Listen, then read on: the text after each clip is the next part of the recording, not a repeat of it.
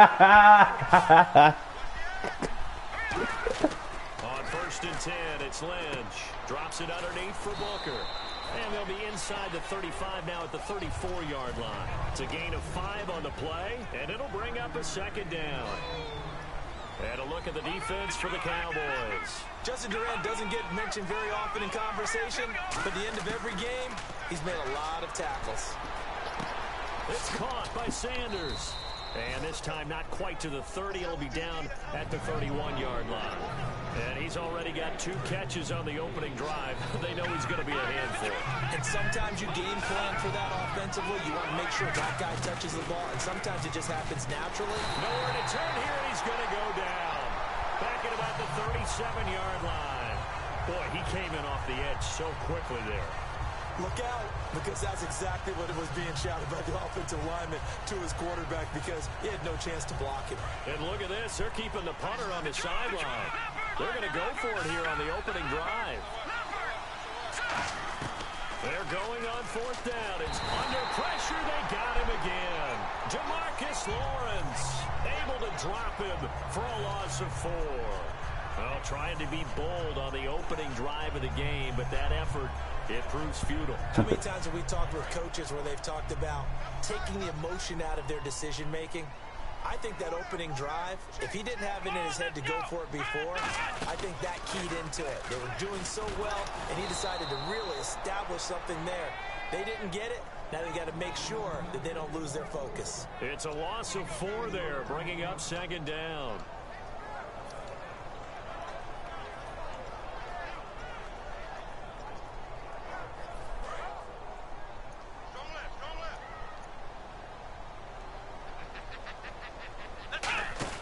Prescott to throw this time. And incomplete there. A nice hit. Jars the ball free and brings up 3rd down. Okay, starting lineup time offensively, Charles, for the Dallas Cowboys.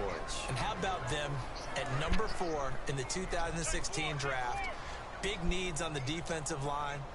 And they go with the running. They go star power. They went star power, but Ezekiel Elliott, in a lot of ways, was exactly the right decision. When they had winning success in 2014, they did it running the football. Elliott can do that for them again.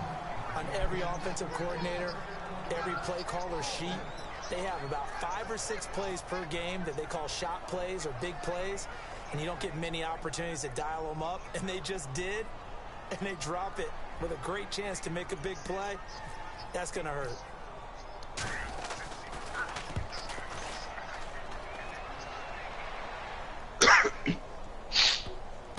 He'll return it from the 6.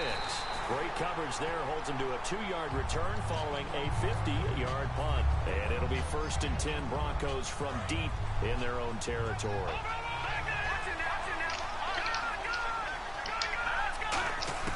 On 1st down, it's Lynch. Incomplete into the hands of Fowler.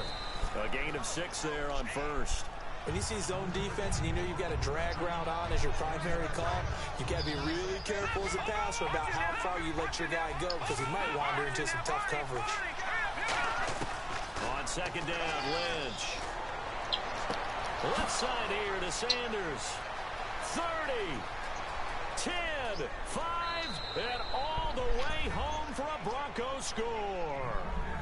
Emmanuel Sanders, 85 yards. And the Broncos have taken the early lead. Partner, you know what the real key is to stopping a good passing attack?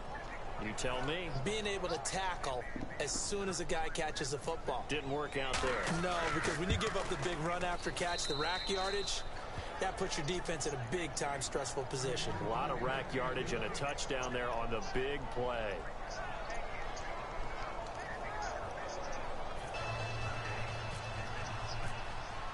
After the touchdown, here's McManus now to kick it away. And they will not get a chance to return this one as it's through the end zone for a touchback. The Cowboys offense heading back out and ready to go again. And the last drive, their first drive, 3 and out. What changes here, if anything? I think it's making sure the guys that you trust the most with the ball, the biggest playmakers you have, that they touch it on this possession to try and get things moving. So get it to the horses. Without a doubt. They're the ones that typically end up in the end zone. And it's possible that today the most important group could be the linebackers. Yeah, the second level, as we like to call them, right? Defensive front has to control things, but the linebackers, they do more than clean up. They help create big plays. On second down, Prescott again. And he'll be hit as he releases it, and that'll fall incomplete. It's a tried-and-true formula, and I don't think it'll change for as long as we play football.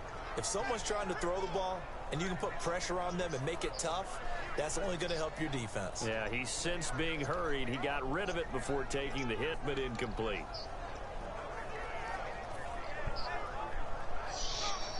Offense trying to avoid stalling out, facing a 3rd and 10.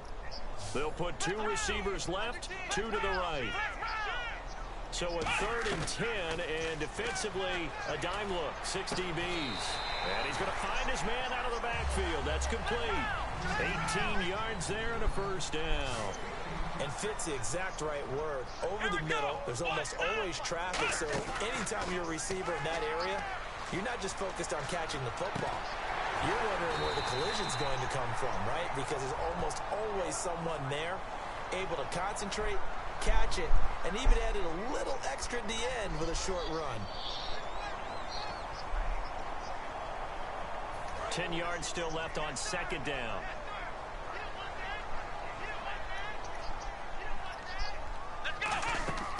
They'll throw again. Prescott. They'll set up the screen to Elliott. And he'll be taken down at the 46-yard line. Give him 3 on the play, and that's going to bring up a 3rd down. In order for a screen pass to break big, a lot of things have to come together and be well executed. But all it takes is one small thing to go wrong and keep it from being a big game. And he goes for 18 there as the drive will continue. And this should be the final play before the quarter ends. Sitting alongside Charles Davis, I'm Brandon Gaudin, as it is Cowboy football to begin quarter number 2. And they're on the move here. They've got it 1st and 10. And some changes here as the D-line separates some. And on the outside, they're playing press coverage. To throw, nowhere to escape, and he goes down. It'll be a loss of 10. And it'll bring up 2nd. And plays like that really hurt play calling. They had a really nice gain on the previous play, but gave about half the yardage back on the sack. Excellent pressure up front. Nowhere to go with the football. Down he goes. And able to break 1 tackle, but then quickly brought down. It's a 4-yard pickup, and they're going to be staring at a 3rd and long here. I wonder what was going through his mind when he got the play call. He just got sacked on the previous play. He knows they're coming after him again. A little bit of guts to stand in there, take the hit, and successfully complete the screen pass. And the Broncos get there and take him down. Von Miller. And how about this? 4th and long, and they're going to go for it. Coming in to drop him for a loss of 8, and it'll be 4th down.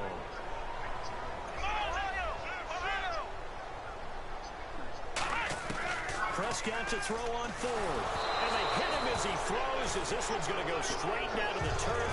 Incomplete. Here's the Denver offense now as they get set to take over here. And they'll just simply be looking to build off the confidence of the last time out where they scored a touchdown. And confidence is powerful, isn't it? When you've scored once, you feel like you can go back out there and get it done again. Doesn't matter what the defense throws at them. They feel like they're in a groove right now, and they want to get out there and show it. Yeah, hoping to stay in that groove here this go-around. Speaking of Booker, still really hasn't gotten on track, has he? Did have a touchdown, but only 35 yards on 18 carries last week. Things have been a little more workmanlike with him, and you expect a few more of those slasher-type runs, you know, those 10-plus-yard carries that move the chains and give your team a little bit of excitement. They were starting to get some of that from Capri Bibbs. Remember him out of Colorado State, but he's actually hurt an ankle as well, so Devontae Booker's going to have to carry the load for a while. Yeah, he only gets a few yards on 1st and 10, but he's better off doing that than throwing an incompletion or even worse, an interception. Lynch looking to throw on 2nd. And the hit jarred loose. It's incomplete. Emmanuel Sanders, the intended receiver. And that takes us from 2nd to 3rd down. They come out here in the eye. 3rd down. Here's Forsett. And he cuts it out to the sideline. And he'll take it into the end zone for a Denver score. Justin Forsett, 28 yards. And the Broncos will extend their lead. And it's good to make it 14-0.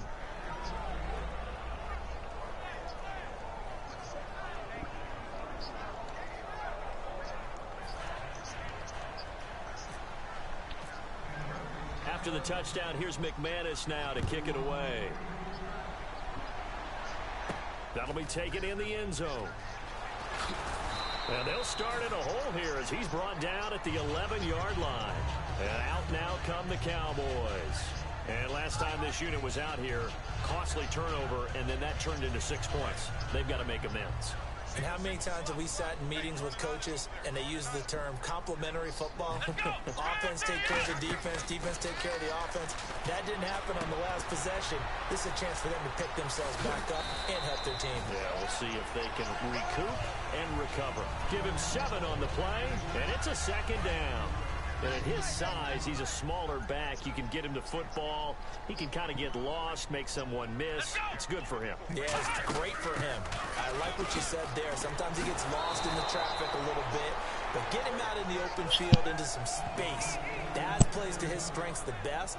And keeps him out of it where all the big boys are. You know, make someone miss in the open field. 3rd down and 4. They'll come up now in the Wildcat package. Now this time he'll look to throw.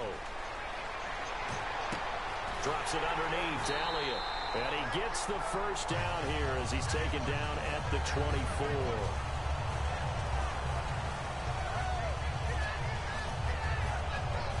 And the offense lining up 1st and 10.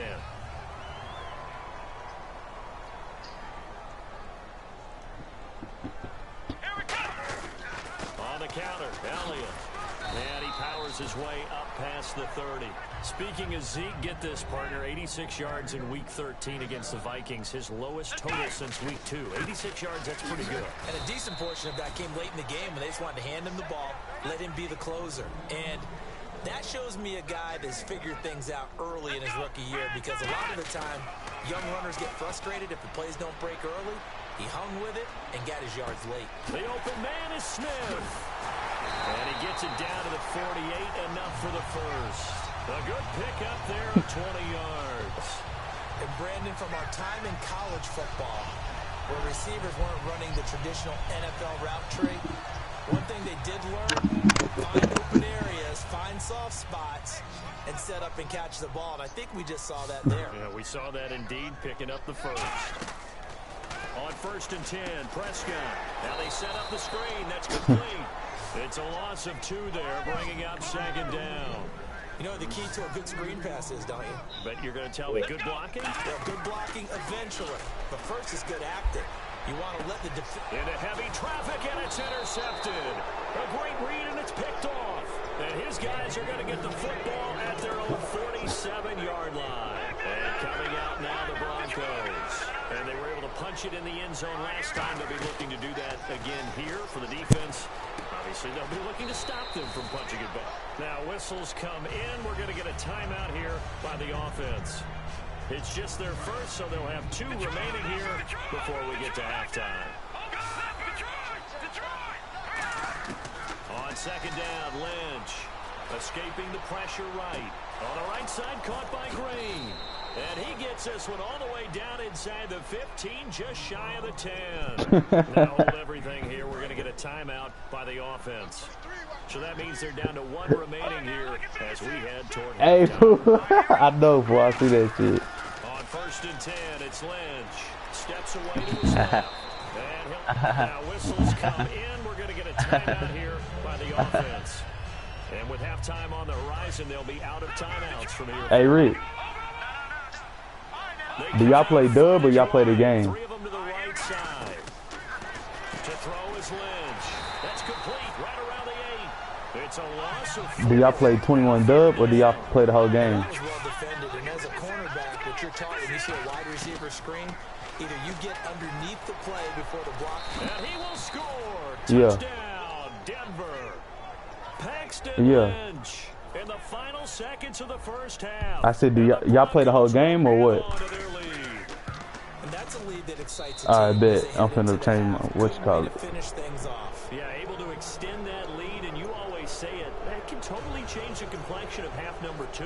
Yeah, it changes your morale, changes your outlook, but even before that, let's see if they decide to kind of squib kick or what they're going to do on the kickoff, because you don't want to give up a big play right before the half ends. Good point. And he'll take this up past the 20 and down at the 22-yard line. And now here come the Cowboys. And from this spot in the field with the clock where it's at, you think we're just going to see a knee and that's it? And I think in this situation, that's the proper play. But we do know there's some risk takers out there that may want to take one more shot before the clock runs out. They go back to the air here after the INT. And he'll be hit from behind and taken down. So 2 quarters down, 2 remain. Charles and I return after the break. And we welcome you back live now inside the booth alongside Charles Davis. I'm Brandon Gaudin, set and ready to rock for the 3rd quarter. So both teams have their marching orders, and we'll get going again here in quarter number 3. That's fielded in the end zone. And the decision to bring it out is going to cost him about 7 yards all told as he's taken down back shy of the 20. Out come the Cowboys now as they'll go on offense first here in this 3rd quarter. They come out here with a 0 on the scoreboard. What was said in that locker room? That's what I want to know. I would love to have been in there because we often have the feeling that there's a lot of shouting, screaming, people upset. But typically, halftime locker rooms are a lot more clinical than that. And in this case, are they upset that the plays weren't working because of execution? Or did they think they were just bad plays to call? Yeah. We'll find out pretty quickly here if they feel like they had something going, but they just need to do it a little bit better or not. We'll find out. They give them 14 yards that time and a fresh set of downs. And they're going to hurry back to the line now. Prescott on first down.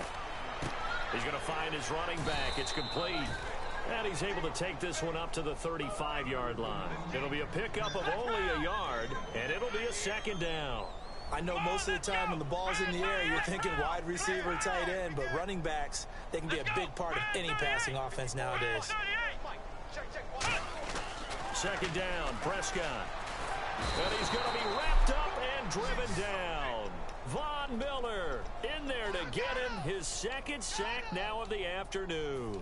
I don't care if you're taking it in round 1, you're undrafted, whatever. As a rookie quarterback in this league, you're going to have games where you face adversity like this. Lessons. All the time you're going to face these lessons. The key for this guy is will he be able to bounce back in the next one, because right now, this has not been his game. And now a fumble. The ball's out.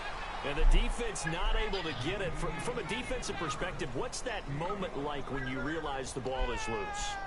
It is a moment where all concentration goes right to the football. This is something you've talked about in all your preparation for the game. You probably talked about since training camp. Knock the ball free, take it away from the other team, and now you have that chance. There's a little bit of deflation when they end up recovering it. They knocked it free, but couldn't take it away. Looks like the defense in press coverage here.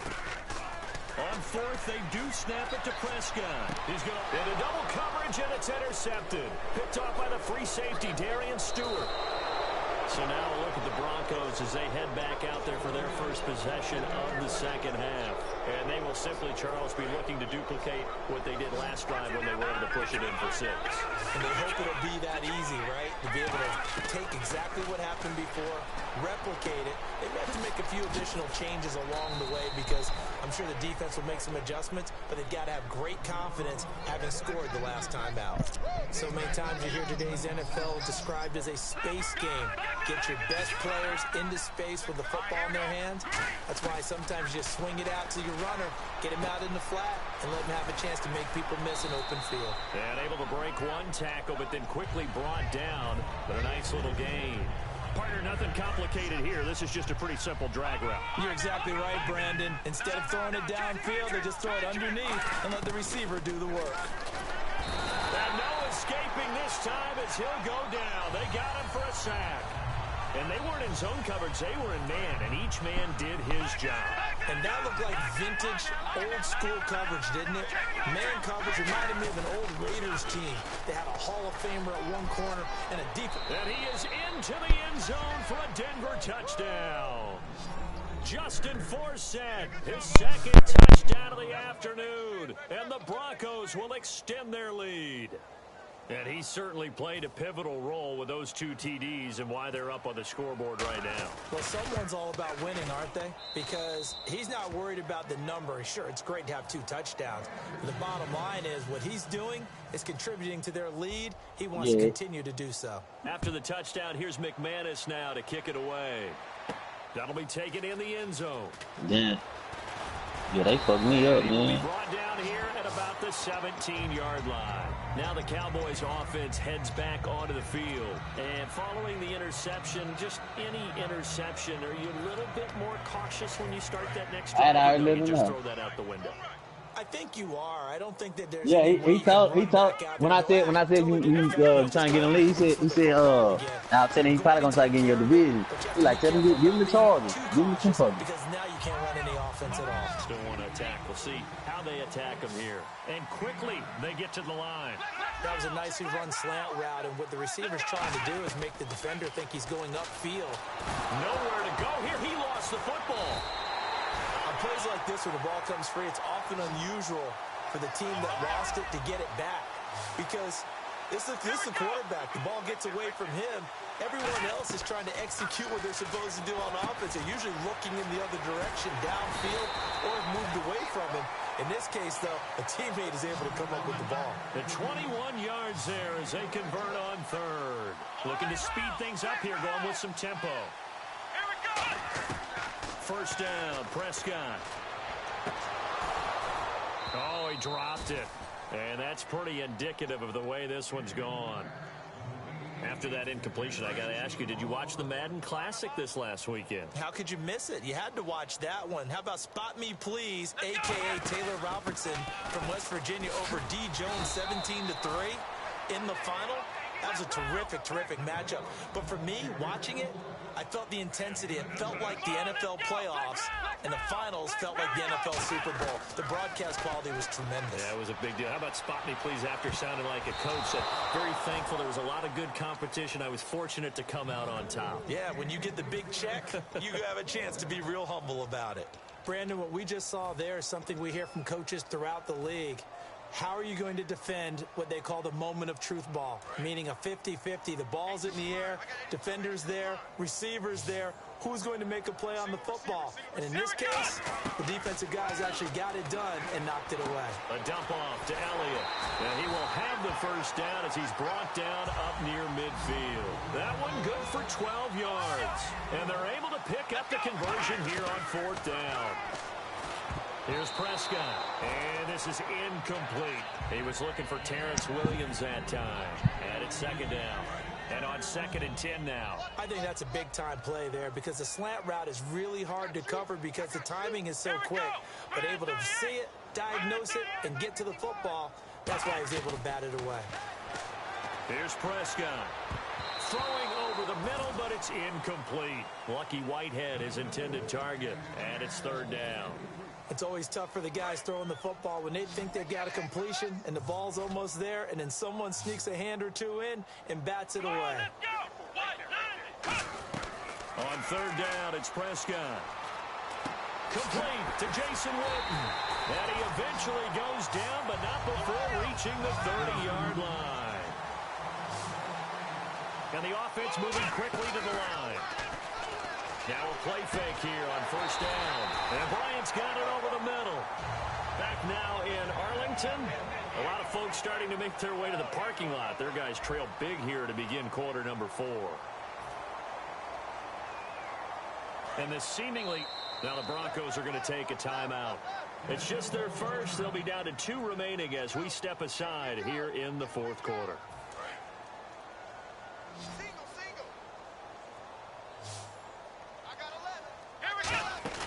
They go play action here on first down. Looking, and he can't get rid of it. He's taken down. Von Miller able to disrupt yet another pass play. His 3rd sack of the afternoon. Here we go. Prescott now on second down. Going to throw deep for the end zone. And he bats it away, and it falls down incomplete. Well, they decided to air it out a little bit on that play, take a shot downfield, but the coverage was really nice. Able to get a hand in and tip it away. And the offense looking to pick up the first down after the second down incompletion. The defensive line disperses a little bit here, maybe expecting a pass.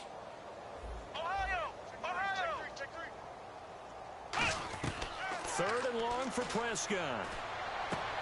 And he's going to be intercepted a third time. Picked off by the corner, Bradley Roby. And a big turnover there as his guys will get the football back.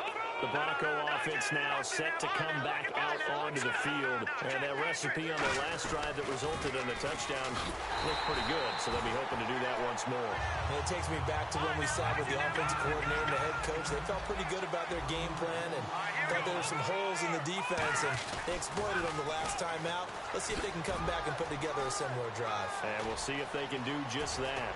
And he takes it all the way up to the 45-yard line.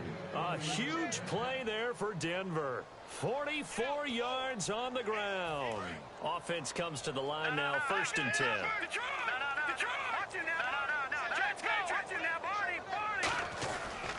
Booker's got it on the toss.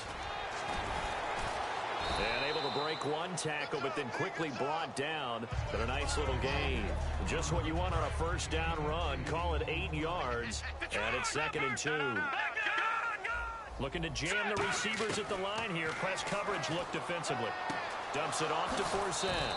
And he'll get it inside the 40 to the 39. It goes as a gain of 8, and it moves the chains. Everyone's got to be able to catch the football. Doesn't matter what position you play, but if you're on offense, be aware a ball may come your way. Now Lynch on first down. And he was hit as he threw it there, and it forces it incomplete. 2nd down now after the incompletion. The good signal callers would never go back in the huddle and play the blame game because they need those guys to protect him. But on that last one, his offensive line, they lost their leverage. And he can't find anywhere to go with it, and he goes down. Terrell McClain in there to sack him for a loss of 6. And the offense now will try to regroup after the sack on 2nd down. Now Paxton Lynch on 3rd and long. And he can't quite pick it. No interception so far. That probably should have been their first. But at least it's 4th down.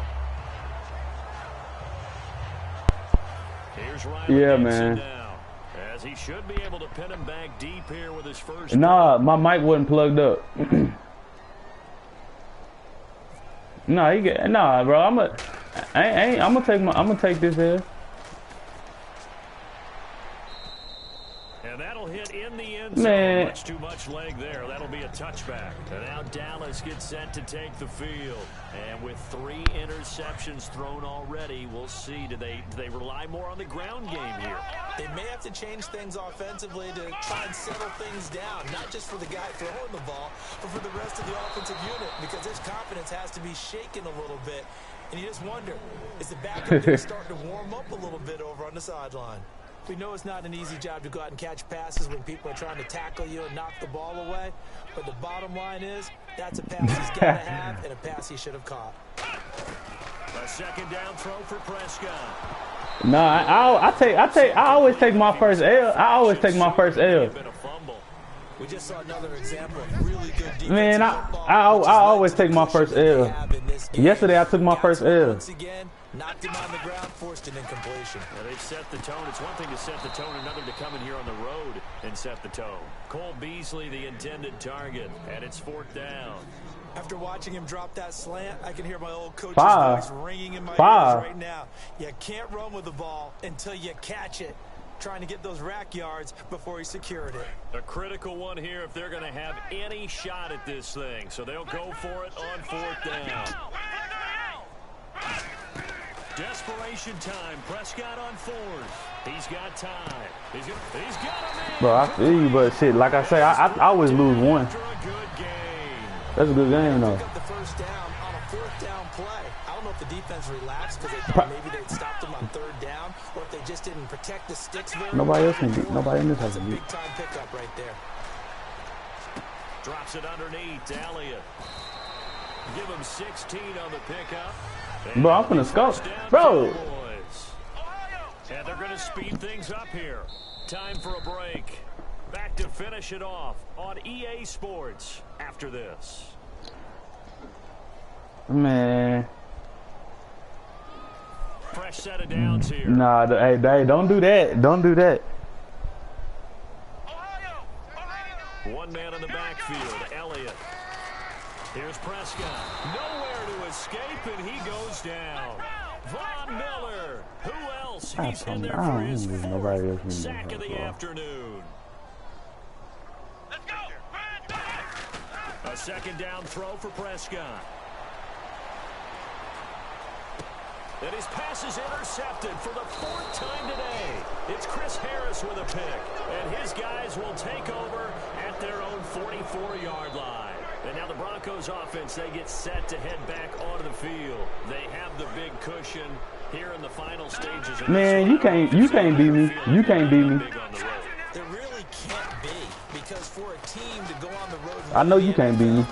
that's huge to begin with. But just think about all the preparation. I know you can't beat me. When they first started talking about this game, leading up to it during the week, going Hey, on the shit. road, unfamiliar city, obviously. I'll play everybody in this party, and I promise you I ain't gonna take no more L's. Once you get to the stadium, they're all going to be against you. You name it, all those things they had to deal with, they were able to conquer them and do it convincingly. Yeah, they did it very convincingly, and now the final moments of this one. And the offense. Wait, who is that? Hey.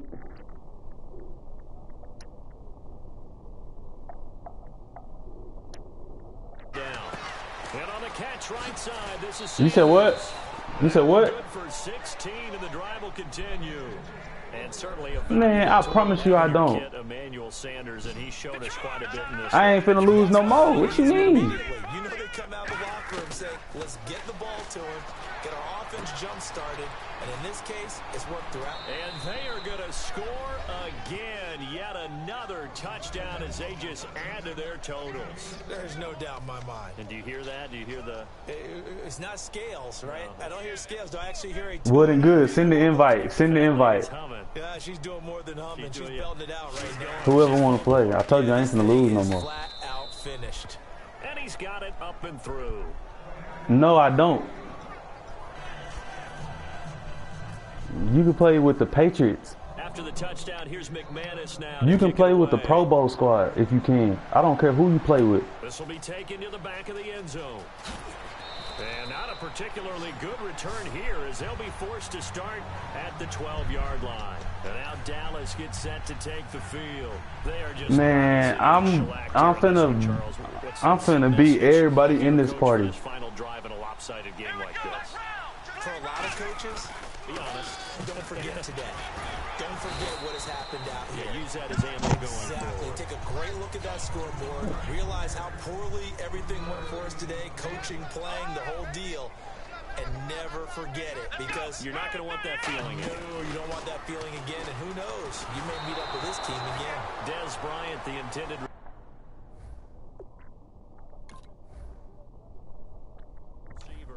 No, I ain't quitting. I don't quit, bro. I ain't finna quit. The fuck? And the offense looking to pick up the first down after the second down incompletion. The Broncos going dime. 2 extra defensive backs for third down. Playing pass all the way. Well, he's taken down, but not before picking up the first, thanks to a flashy little spin move. So after a run like that, I will guarantee that the head coach... Man, I told you I'm finna beat everybody else in this party, bro. What was that all game long? We needed that. That's the type of run we planned for going into the game. Didn't get much of that, but let's move it forward. Let's build on it, get ready for the next week, and let's go play. Give him 9 there on the first down completion. Simple slant route, and part of a really nice hard throw by the quarterback. Nice timing between the quarterback and the receiver. They were perfectly in sync, and he put it right on him on the inside route. Not enough, dog. So Charles are able to 35-0. what so often seems to be elusive, a shutout in the NFL. And maybe what's fitting is they ended the game on the field, that defensive unit on the field. What an exclamation mark. And probably felt like they could go another 60 minutes without anyone putting points on the board against them. That's the confidence you gain throughout when you're pitching a shutout. And they're going to leave the stadium feeling like they're all 10 feet tall. Hey, what's the name of that place where you go sell your books?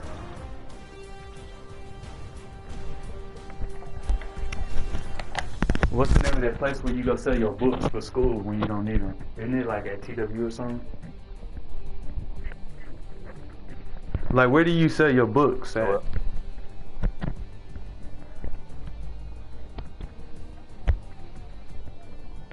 So that'll just about do it for Charles Davis. I'm Brandon Gaudin. You've been watching the NFL on EA Sports. Right. For more, log on to easports.com. With that, we say so long from Big D. Reynolds.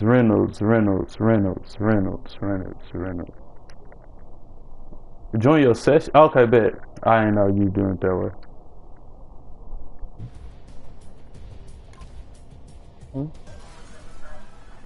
Oh, I just...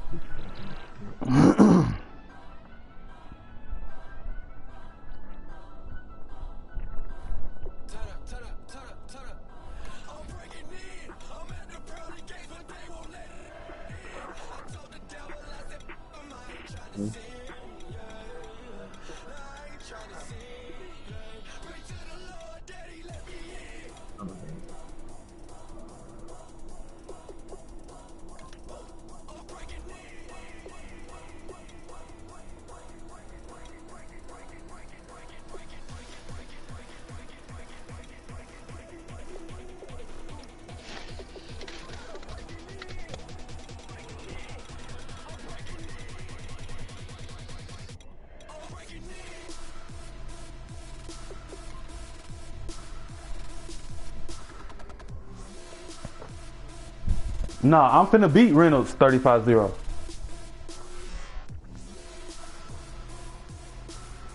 Nah, nigga, it's treyduxe. Ain't no deluxe.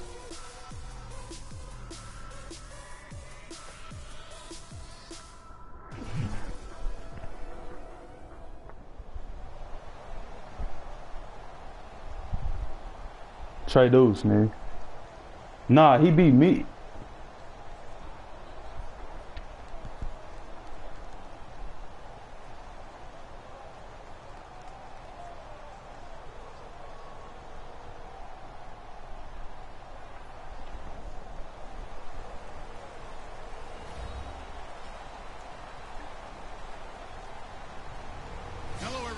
I'm Larry Ridley. You're tuned into the NFL on EA Sports. As we head towards kickoff, two quarterbacks will be on the field today trying to push their team to victory. It's the Raiders going up against the Cowboys. With that, we'll send you out to Arlington, Texas. Here's Brandon Gaudin and Charles Davis. Thank you, Larry. EA Sports coverage of the NFL brings us to the Lone Star State and Mammoth AT&T Stadium in Arlington, Texas. Coming at the crib? We've got a good matchup on tap between the Oakland Raiders and the Dallas Cowboys.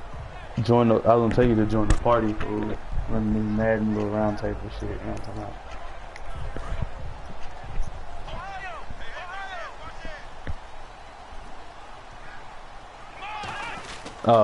Here's the first carry for Ezekiel Elliott. Officially no gain on the play, and it's second down. Here's the offense, and I don't know what more you can say at this point in his career. You just give him full respect. This is a guy who knows how to do everything on the football field. Not just catch the ball, but huge in the run game with his blocking at the line of scrimmage. Second down, Prescott. And this one caught by Dez Bryant. 8 yards on the completion, but now they face third down. An early test, 2 plays in. This is 3rd and 2. In today's football, where receivers break tackles, make people miss, get upfield for the extra yardage, when you see a play like that where it's caught and he's dropped on the spot, that's a big-time play by the defense. I like that one, partner. They go back-to-back with excellent gains. And Elliott going to be hit. He coughs it up, loose football. And his guys will set up shop at midfield at the 50-yard line. And without a doubt, not the way they pictured that opening drive unfolded. No, they were making progress. They weren't exactly in high gear, but they were making a few yards along the way. And now that they've coughed it up, you got to go back to the sidelines and regroup a little bit. So after the fumble recovery, it's Carr. Oh, he's going to take a shot right away. He couldn't quite hold it. Got hit. Ball pops out. Incomplete. Well, sometimes we talk running backs. Sometimes we talk wide receivers. Walford, the tight end in this unit, very important. Clive Walford, a terrific player. Knows how to work the inside portions of the field, but also can surprise you and get deep. And incomplete there. A nice hit. Jars the ball free and brings up third down. And now the defense for Dallas. Morris Claiborne is a former first-round pick at quarterback with skills that can match up with any run when he's at his best. From midfield, here's Carr. He'll rifle this one deep right side. And this is caught. And he'll take it into the end zone for a Raider touchdown. Amari Cooper, 50 yards. And the Raiders have taken the early lead. As more and more up-tempo football creeps into the NFL game, some coaches don't think time of possession matters anymore. I believe we found one of them.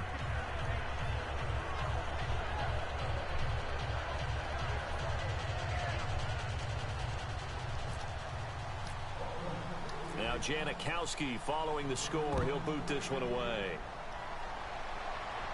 Now it's Lucky Whitehead on the return. And he'll take it back to about the 19-yard line. The offense for the Cowboys now working their way back onto the field. And they had the fumble last time that led to a touchdown. My partner said he'll be home around 8 to get his W. A big no-no. Put that in capital With the Falcons. Turning it over. The other team in my league. Scores. That can be a deflator for a football team. Now it's up to the offense to get back out on the field and pick things up. They're out there. We'll see if they can pick those things back up. And not a whole lot doing there as he'll get it up to about the 28-yard line. Call it a gain of 4 there, so it sets up a big play here. 3rd and a yard. Well, if you're a football guy, that's a pretty run because everyone is in sync right there. Obviously, the guy carrying the ball, but how about the people up front? Leverage, athleticism, they created some nice space for him. Elliott, and he picks up the first before he's taken down at the 29.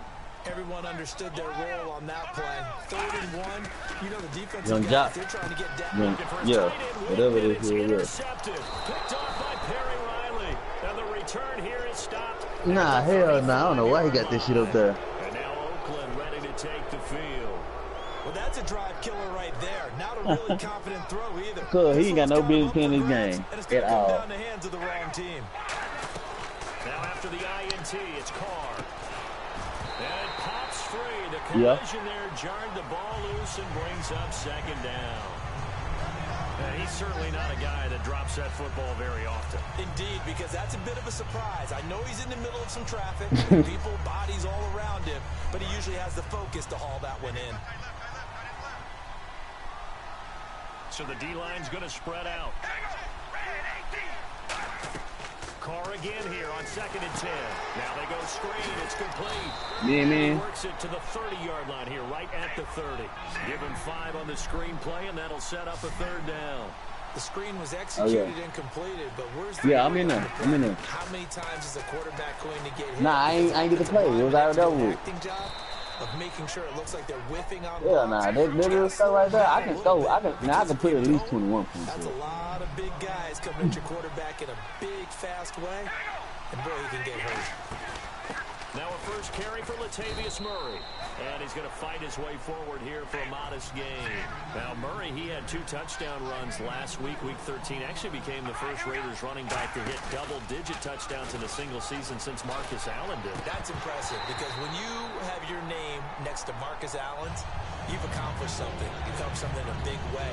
And what he has done, Murray, is taking away all concerns about whether or not the Oakland Raiders have a running game to complement Derek Carr. Now they have the 1-2 punch, and they're using it to good effect. Defense sinking pass. They've got the nickel set out on 3rd and 6. Throwing his Carr on 3rd down. And it falls incomplete after almost being intercepted. A pick there would have been great. The good news for the defense now, it's 4th down.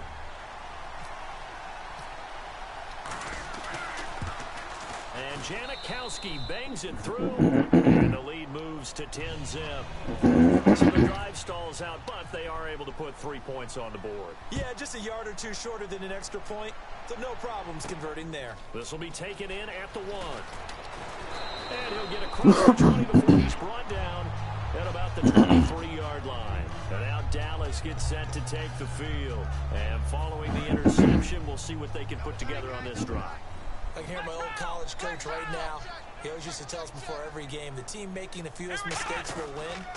What they're hoping is that last mistake is their only one of the game. Coaches, that's all they talk about, turnovers, right? Minimizing those and maximizing opportunities. No gain on that run, and while the team is down, there's still time to come back and win the football game. If I'm the offensive coordinator. Into a double team, and it's intercepted. Picked off by Travis Carey. And they'll take over inside the 45 at the 44-yard line. The Raiders offense now, they trot back out. And they had 3 points last time, but they didn't want 3 points because they were well within range of scoring a touchdown. We'll see if they can do better now. I'm with you on that one. Let's just go ahead and be frank about the whole thing. The only one happy about the 3-point kicker. Exactly. You put it through the post. That's going to help him in contract time. But that offense, they're thinking, let's get in the end zone this time. I don't know if that helped him at contract time. You could have kicked that one through. I don't know about that. I don't know about that. Super toe. Rolling to his left. Now he'll throw deep left side. And they went for a big play through the air on 2nd down. Couldn't connect. Now it's 3rd. And you just know when that play call came in, their eyes lit up because anytime you get a chance to take a big shot downfield, that's a lot of fun, and they missed an opportunity.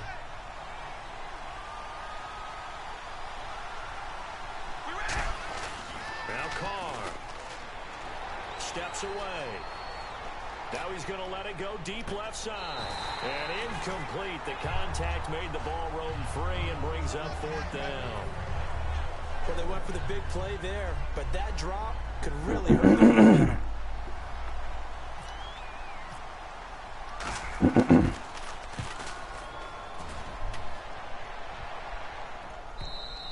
And not what he was hoping for there, as this will hit in the end zone for a touchback. So out come the Cowboys now as their offense gets set to take over.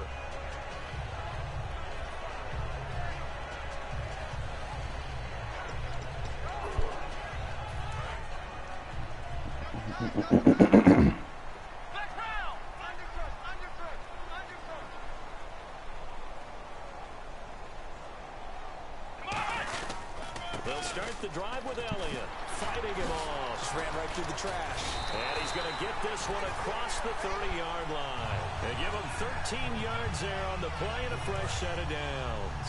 So it'll be 1st down here after the run.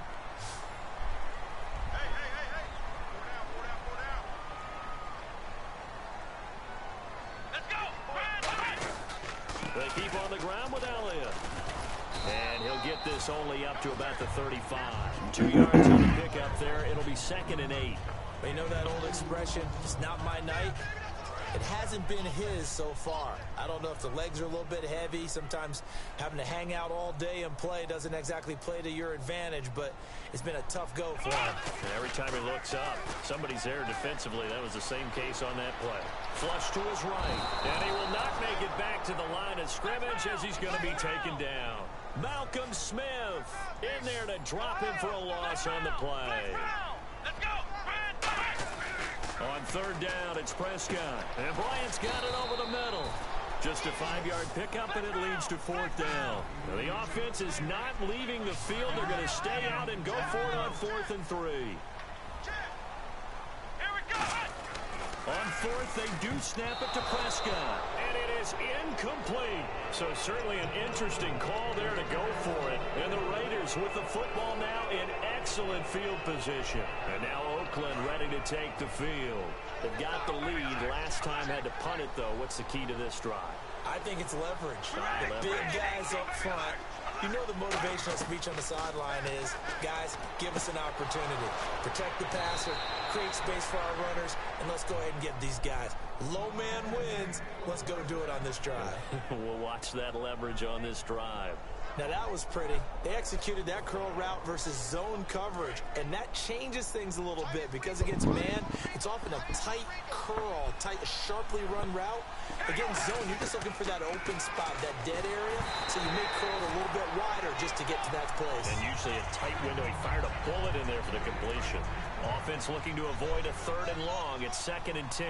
They got pressure there and only rushing 3. And there's a defensive coordinator right now who is celebrating not just getting home with 3 there, but realizing if that's the type of pressure he can get in the entire game, then his pass defense is going to be excellent. You're dropping 8. Where are you going to go with the football? It's a gain of 11 yards that time, and it produces a new set of downs. They ran that one well, and not only did they pick up a nice chunk of yardage on the screen, they sent a message to the defense. Rush the passer all you want, but you better be careful. We can hit you going back the other direction. So much of this game is about leverage. We always talk about low man wins in the trenches. Well, it's like that in just about every position. And sometimes, if you lose that leverage and you're losing the battle, just jump up at the line of scrimmage and try and bat the ball away. And that's exactly what happened there. And that one got tipped, kind of threw everything off. It brings up 3rd. Well, we're not playing 3 yards in a cloud of dust football anymore. I got to get why those old school coaches sometimes didn't want to throw the football. Because if it's popped up in the air, and that's what I'm doing too. And that's what I'm doing too. Both sides trying to get to the football, and you're holding your breath wondering whether it's going to be good or bad for your team. Just a gain of 2 there, and it's going to bring up a 4th down. Ready to go now in the 2nd quarter. Brandon Gaudin, Charles Davis. It's the Raiders in possession of the football. They are, however, facing a 4th down situation. And the first play will be a field goal try.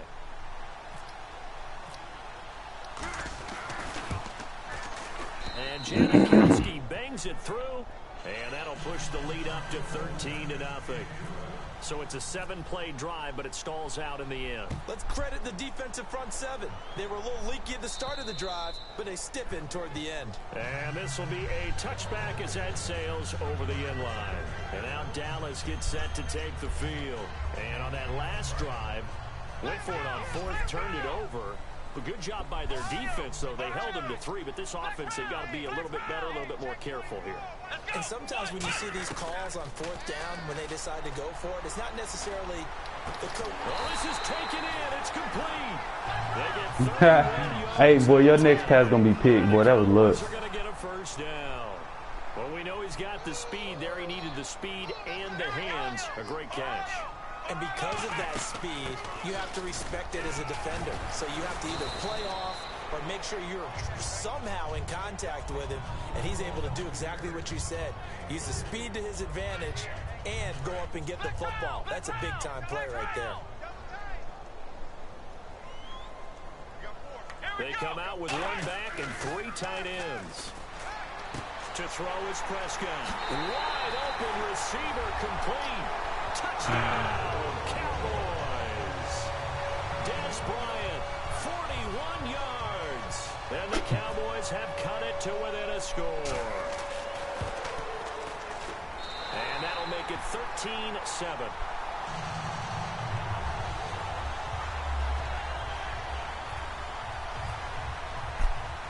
Bailey now to kick it away after the touchdown. To return, it's DeAndre Washington. And not a bad return here. He gets it out to the 25-yard line. Now the Oakland offense heading back onto the field to take over. And last time they got 3 points, but it was a chip shot field goal. And when you go to the sideline after a chip shot field goal, maybe the offense not too happy. It's a balancing act, isn't it? Because you're exactly right. They're none too pleased that they didn't punch it in for 6 points. But they also have to remember they did put points on the board. 3 points is 3 points. And in this league, you take points when you can get them. Not easily done. So they're on that play offensively. They ran the crossing route. Defense was. Boy, I told you I'm not fit. I told you I'm not finna lose, man. You tripping? It's really difficult because your natural inclination is to chase the receiver and maybe leave. Well, get out there cover 3. You have to have discipline in order to talk to your other coverage guys and let him know that that receiver's crossing from your zone to the next zone. I don't even know that. I don't even know that name. Good pick. Tipped and intercepted. A great read, and it's picked off. And he's going to return it to the 21-yard line. Here's the Dallas offense now heading back out onto the field. And they're hoping to capture some of that magic they had last time out when they were able to put together a scoring drive. But they're still down here, Charles. Not the major concern, though, because of what you talked about. They scored the last time out. They feel good about themselves. They feel like their game plan is now in effect. They know how to attack and what plays they want to put together. But they've got to keep it moving in the right direction because, as you did note, they are down on the scoreboard. And he's able to take this one up to the 35-yard line. Call it a gain of 7, and it gets him a new set of downs. And a new set of downs here after picking up the first on the ground.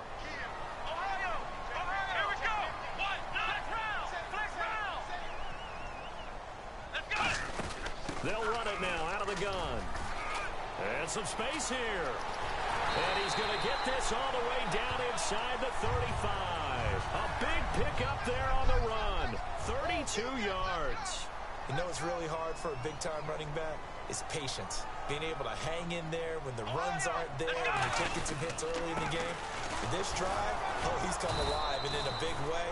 Now he's starting to gallop. Just a yard on the first down carry, so it's 2nd and 9.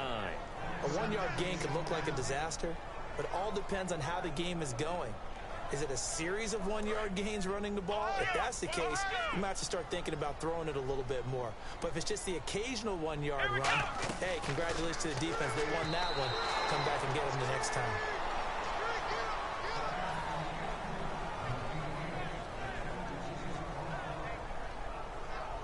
They got to get to the 23 here on 3rd. And on the outside, they're playing press coverage. And the Raiders call on a nickel set for 3rd down. Prescott from the gun on 3rd. He's going to loft one deep left side here. He dropped it. Couldn't hang on in the end zone. So no 6 points, incomplete. And the Cowboys will call on Dan Bailey here. It'll be a 49-yard attempt from the left hash. I hope you don't miss either.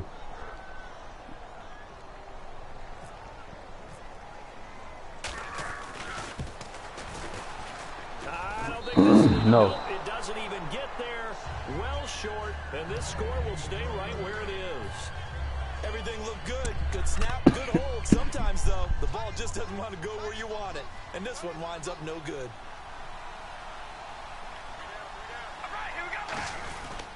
Here's Murray now as they run it to start the drive. Trying to find a lane, but instead he'll get back to the line of scrimmage. And no more. That's going to go as a loss of a yard, and it'll be 2nd down. Now Carr surveying the field, eluding the pressure right. And he's taken down, trying to do a little too much, getting outside of the pocket, and it results in a sack. And oh, not good here. Their field general is still down, and that would not bode well for this offense if he's unable to continue. Sounds good. And the defense will try and pin their ears back and get pressure again here after the sack. It's 3rd down. Nah, nigga. And now a first chance for the backup here to throw. They'll try and set up the screen. It's complete. The screen good for 6, but it's not enough as it leads to a 4th down. And now a timeout called by the Cowboys defense. They'll have 2 remaining as we step aside here in this 2nd quarter.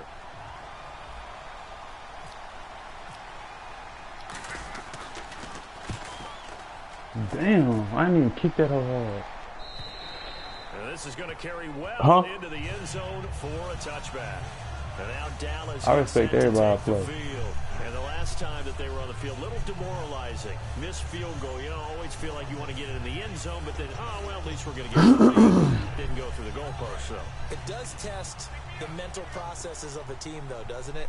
Because when you miss a field goal, it's amazing how fast they want to turn on the guy kicking the ball. But you need to keep his confidence up because how many times have we seen games in this stretch? And guess what? You need that guy to make the big kick for your team to move on or to win a game. Make sure you keep him happy. Make sure you keep him comfortable. I'm sure you always treated the kicker nicely, though, right? You know, truthfully, I did. Good. I always did, because those guys, they won us a whole lot of games.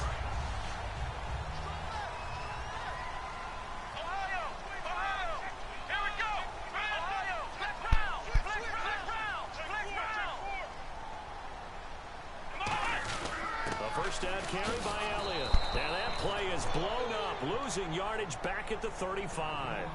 That's going to go as a loss of 2, and it'll be second down.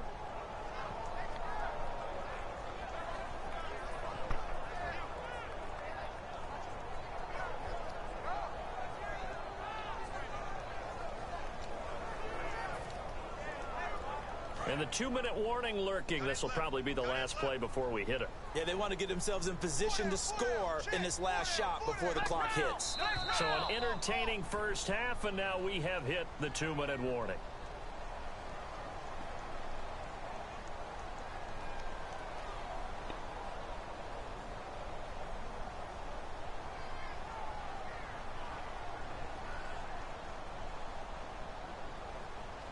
And the offense moving in the wrong direction here now as they face a 2nd and 12. Second down, Prescott.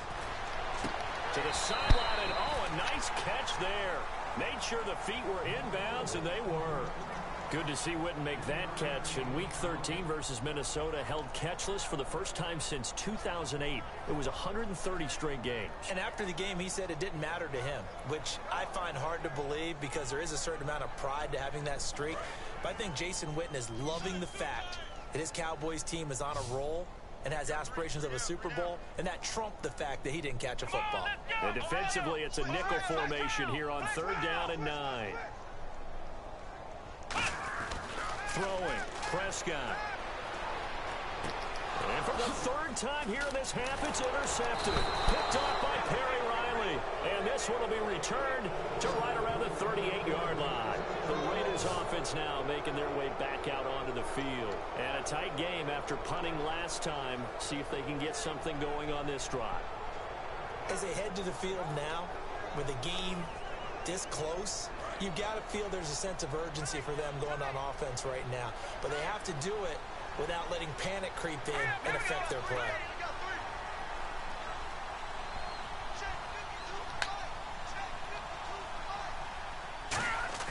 They go play action here on 1st down.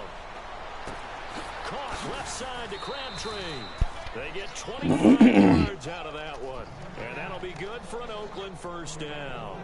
And when an offense is doing a nice job selling the play-action pass, a lot of responsibility shifts to the linebackers. They're the ones that have to determine run or pass and get to the proper places on the field.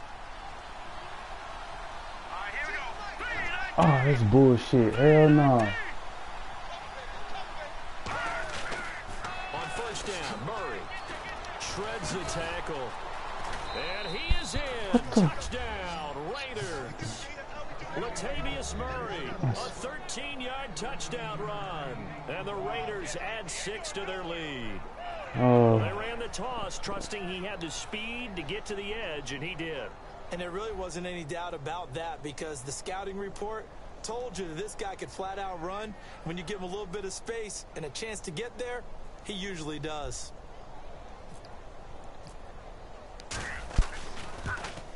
And the lead is now 13.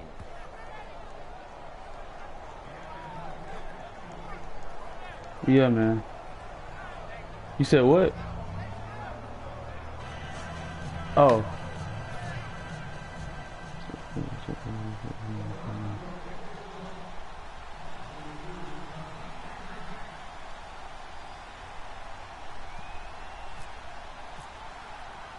Now Janikowski following the score. He'll boot this one away. This will be fielded on the back line of the end zone. And he'll wind up about 4 yards shy of where he would have been if he'd taken a knee, as they'll start at the 21-yard line. And now Dallas gets set to take the field.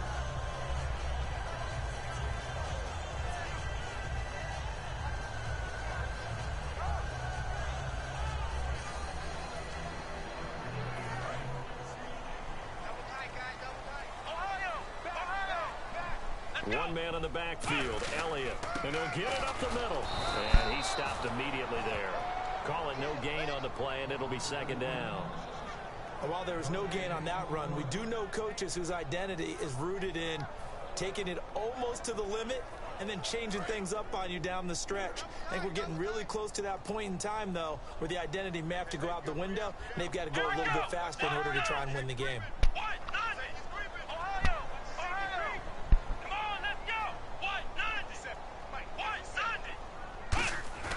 They play fake to Elliott. Now Prescott. Out left side here to Bryant. A good pickup there, 26 yards. Well, even after all those interceptions, he's not deterred, still confident to go deep at work there. I think all the old rules about playing that position still apply.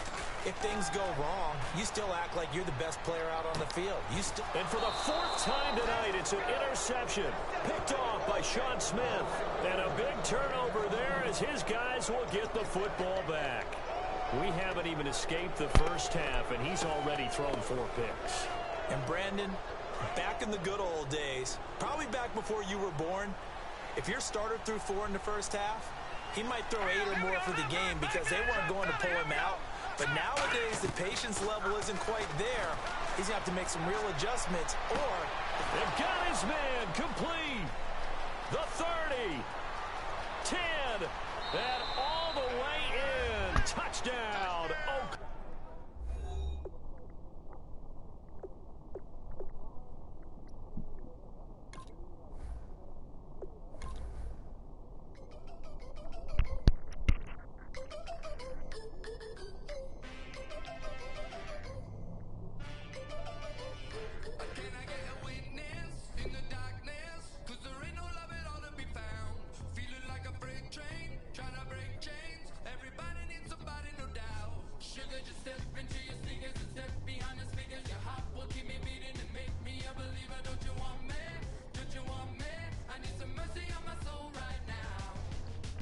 Alright. You know, I'll send you the invite.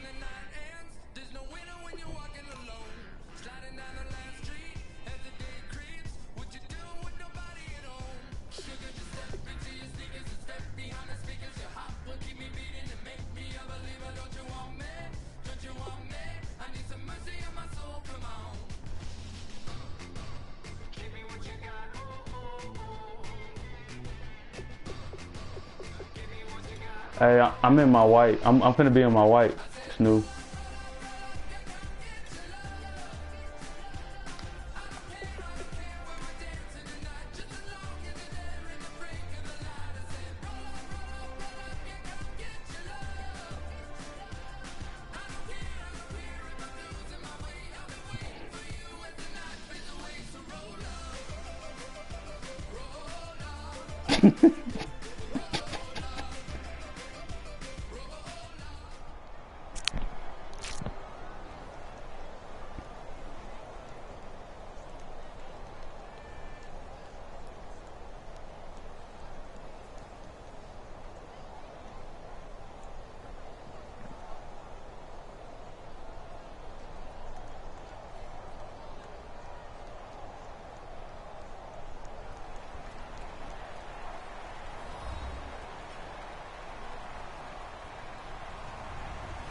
Everybody, I'm Larry Ridley, and this is the NFL on EA Sports. As we head towards kickoff, 2 quarterbacks will be on the field today trying to push their team to victory. It's Wilson Seahawks going up against I told you what was going to happen. With that, we'll get you out to Oakland. So we'll hand it over to our colleagues, Brandon Guyton and Charles Davis. All right, Larry, EA Sports coverage of the NFL brings us to the Bay Area as we welcome you to Oakland, California. Coming up, we've got what should prove to be a good one. Look at me. The Seattle Seahawks and the Oakland Raiders. This is fielded a couple yards deep. And the decision to come out is going to cost him 5 yards with a new rule as he's taken down right at the 20-yard line. And with his Seahawks defense, of course, will now be tracking how they replace Earl Thomas. He had the collision in Week 13 with his teammate Cam Chancellor, broken leg. What a big loss for them. A monster loss because, remember, Earl Thomas is maybe the best center field safety in the game. Guy covers a lot of ground and erases mistakes made by other people. And before, a couple of weeks ago, when he missed a game with a hamstring injury, he had never missed a game in the NFL. So they miss his toughness, they miss his intelligence. And he did say on social media, though, that teammate Cam Chancellor owes him a mistake because in that collision, that's how he ended up breaking his leg. Well, I know it goes against the instincts of the person catching the ball because all you're ever taught is catch the football, don't drop it. But drop it there. Yeah, in that situation, dropping it would have been better. End up losing yardage, even though they completed the pass. As good as a sack. Yeah, how about that? Although they won't get the same credit for it, and it won't help them at contract time. A little bit of ground to make up for the offense as they face a 2nd and 11. Working from the gun, it's Carr. And this one complete to Seth Roberts. And he'll get this up to the 34-yard line. It's a pickup of 15 and a fresh set of downs. Nothing flashy there, the slant to the slot. Oh, and the frustration for the defensive guys, because it's a quick play. And you know it's going to be a bang-bang play in terms of the throw and the catch. And then he's able to absorb the contact and complete it. He's going to hit his man out of the backfield, complete. It's a loss of a yard there, and now 2nd down. Really good defensive effort. They were all over that little swing pass out to the right side before lost yardage. Terrific read, better execution, and done with a lot of enthusiasm, wasn't it? Absolutely. They saw it all the way, ran to the football, and caused a nice play for lost yardage. Here we go. Red 18. Red 18. Hey, we go rally. Again, it's Carr. He gets this one to Michael Crabtree. And he is down deep into Seattle territory. Carr and Crabtree hooking up for a big one there. And even 50 yards. So after that big play, let's see if they can catch their defense maybe on their heels. And the D-line pinching together must be expecting the run. They'll run it now out of the gun. And he's eaten up at the line of scrimmage. Might have gotten a yard down to the 16. The tackle made by K.J. Wright. Looks like the defense in press coverage here. Now Carr. And it's caught. Roberts has it for a Raider touchdown. Seth Roberts, a 15-yard touchdown grab. And the Raiders drive right down the field and score on the opening drive.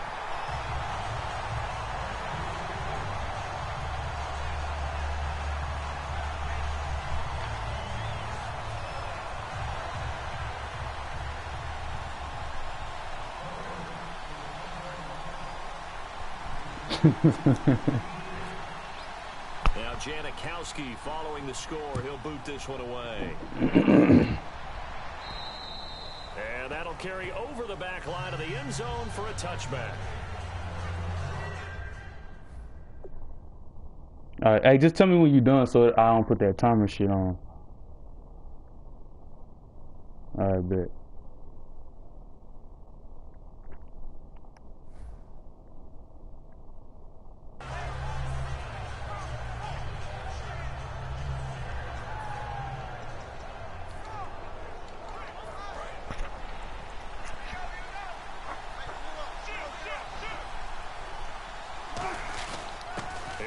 Rawls with his first carry.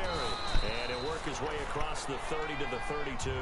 Partner, you noted earlier on Rawls, he was up over 100 yards in Week 13, 106 and 2 touchdowns. And afterwards, his coach Pete Carroll said, he's back. Feels like Rawls is really ready to roll. And to me, it looked like the legs were fresh. He was active and fully engaged, which tells me that during the time he was injured, he stayed with it mentally. You know, he was in the meetings, he was out on the practice field, he knew what was going on. He wasn't just starting totally cold in this one.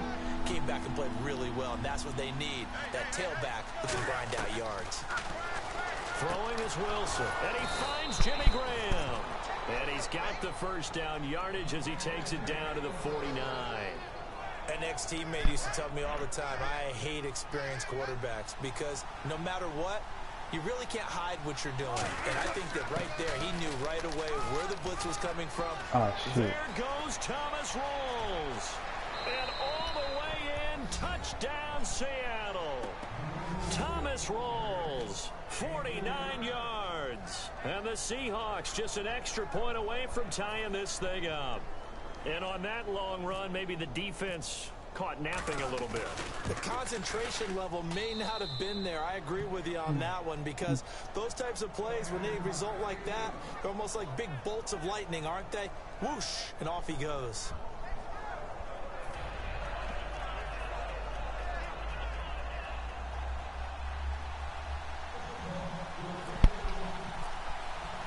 So we're right back where we started, all even as the kick's away.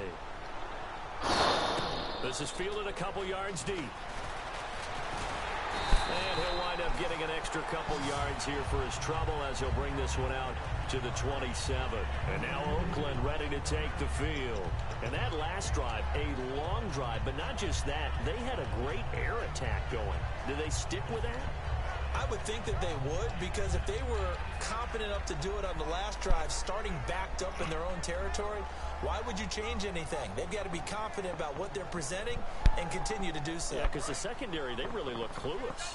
And that was amazing because that drive went and went, no adjustments, and no big plays by the defense to knock the ball away. They go play action here on first down. Throw left side to the tight end Walford. 11 yards on the pickup. Good enough for an Oakland first down. So much goes into a successful play, doesn't it? How about that play action there? Freezing the defense just enough to bring the tight end free downfield for the completion. So the offense has it first and 10.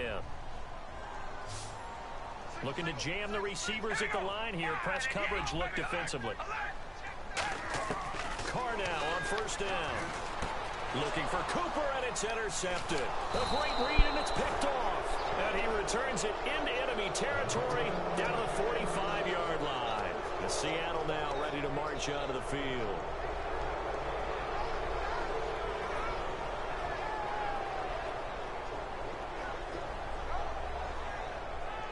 Oh, shit.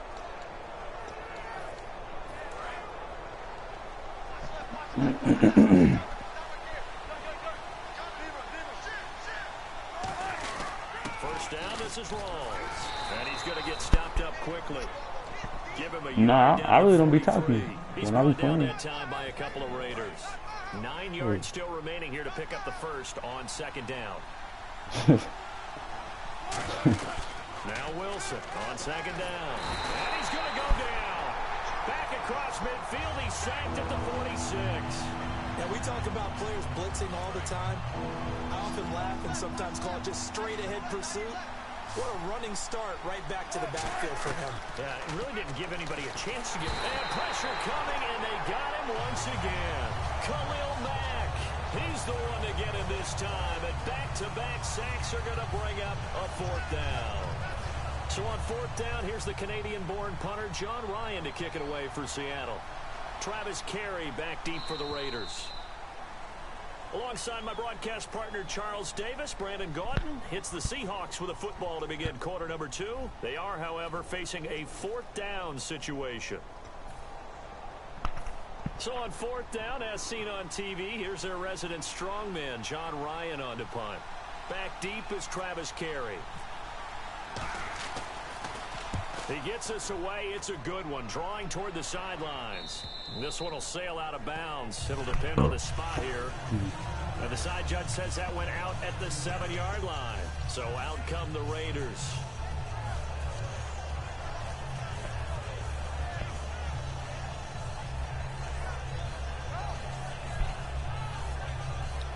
And tough starting field position here. We ready? Baby, alert! They begin the drive with a run by Murray.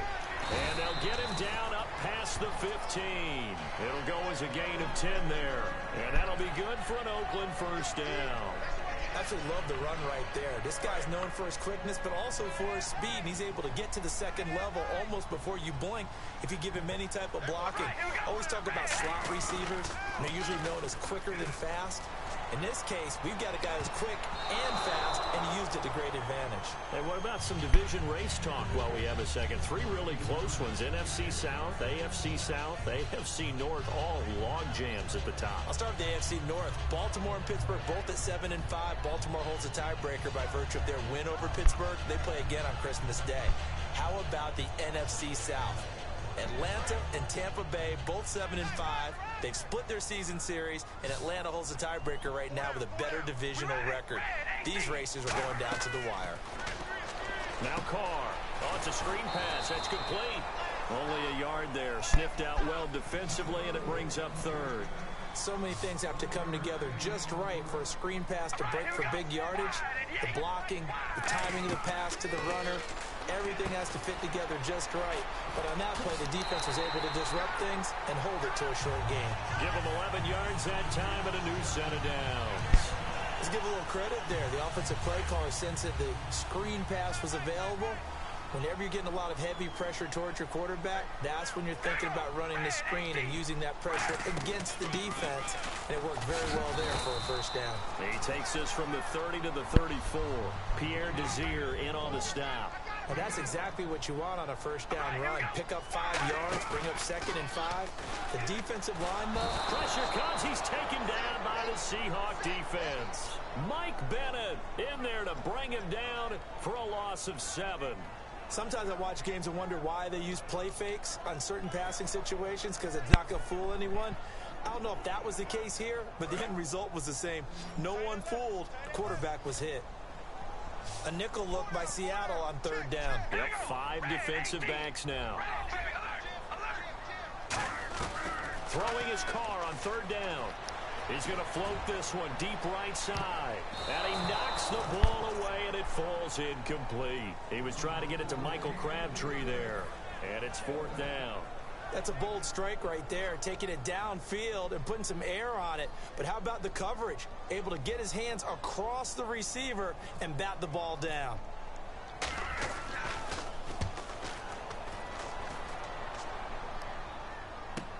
Returnable for Lockett. And he finally goes out of bounds across the opposite 40. He had one man to beat. It takes a touchdown-saving tackle to bring him down. And the Seahawks will have great field position to start this drive. They take over on the short side of the field.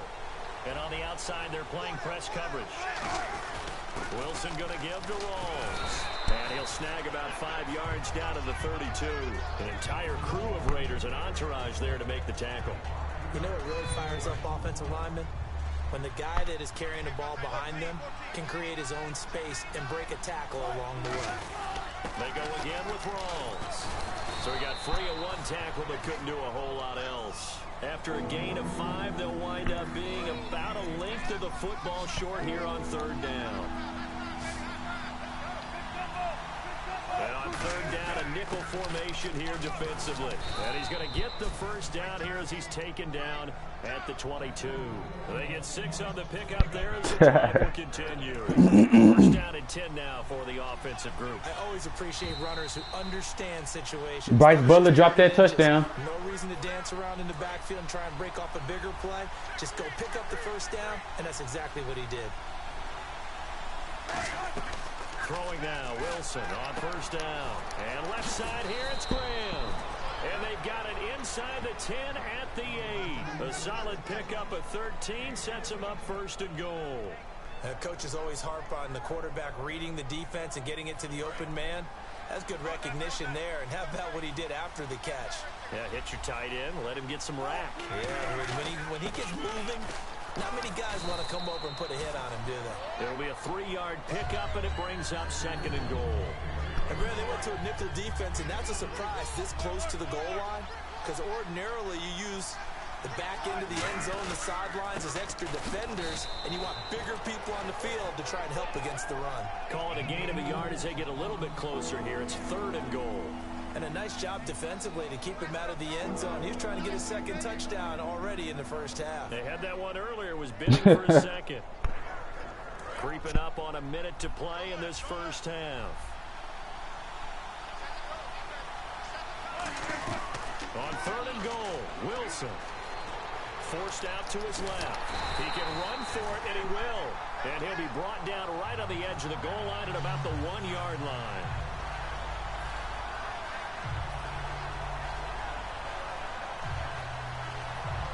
Yeah, that nigga made out of glass. A field goal would break the tie, but look at this. Instead, they're going to go for it on 4th and goal. And they'll try and he will take this one in for the Seattle touchdown.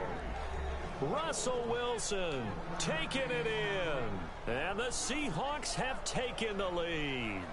And that touchdown gives them a touchdown lead before they attempt the extra point.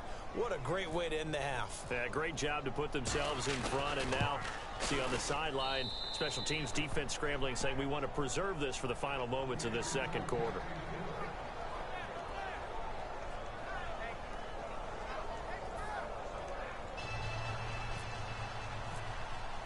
Hauschka now to send this one away following the score.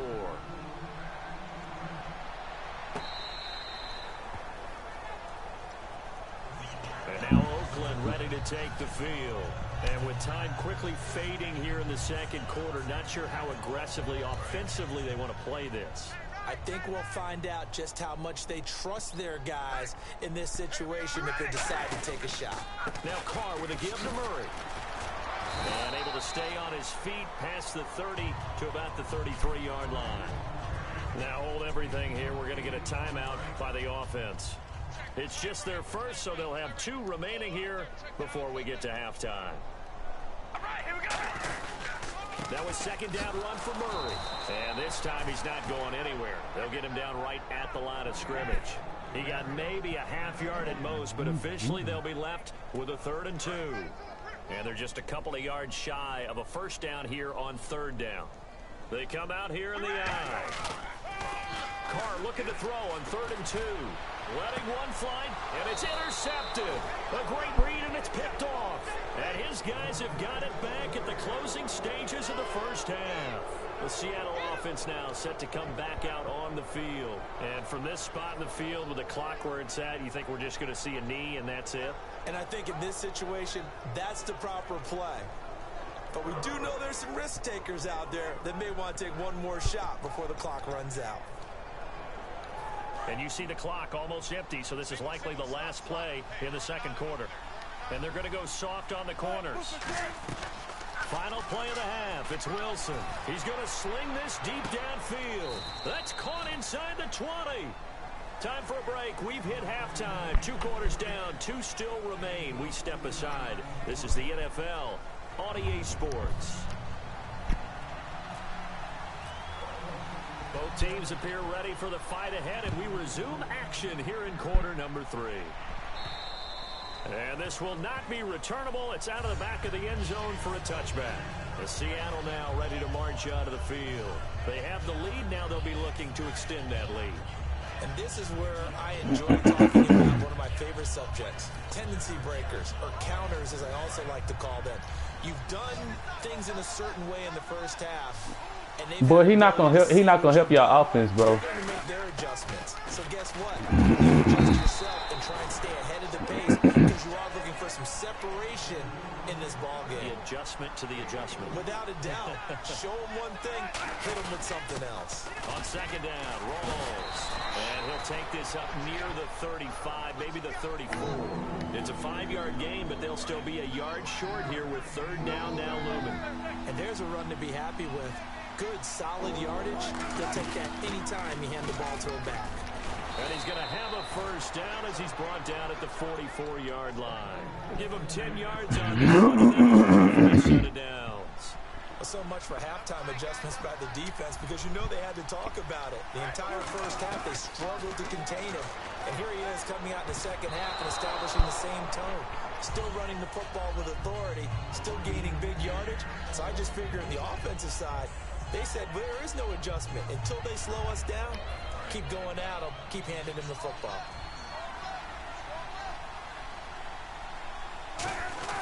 Wilson to give to Rawls. And he'll be taken down just shy of midfield. It'll be pick up a 5, and that leaves him with 5 more. 3rd and 5 now. Boy, where would these guys be without his performance on the ground? That puts him over 100 yards now for the afternoon, and I tell you, he seems to be getting stronger as the day goes along. And he's able to get it to the 33. Good enough for a first down.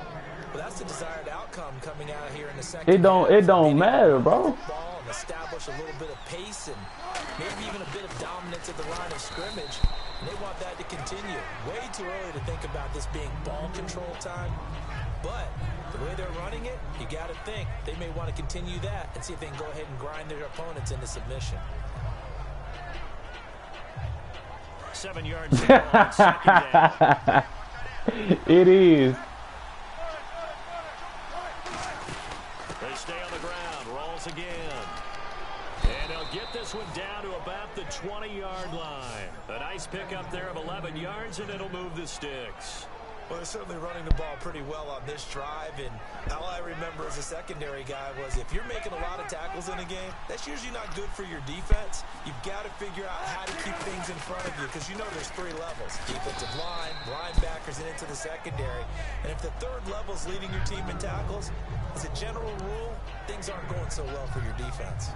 This drive is turning into an extended one, and the guy carrying the ball, he's becoming more like a bodybuilder's guy. Every carry is putting some damage on the defense. So after a while, I'm not too sure how many guys are going to want to run up and tackle him. He got maybe a half yard at most, but officially they'll be left with a 3rd and 2. So nothing there, but maybe you blame that on the blocking. Yeah, at some point you've got to win at the point of attack, and on that play, that was all the defense. They made it happen. They come out here in the eye.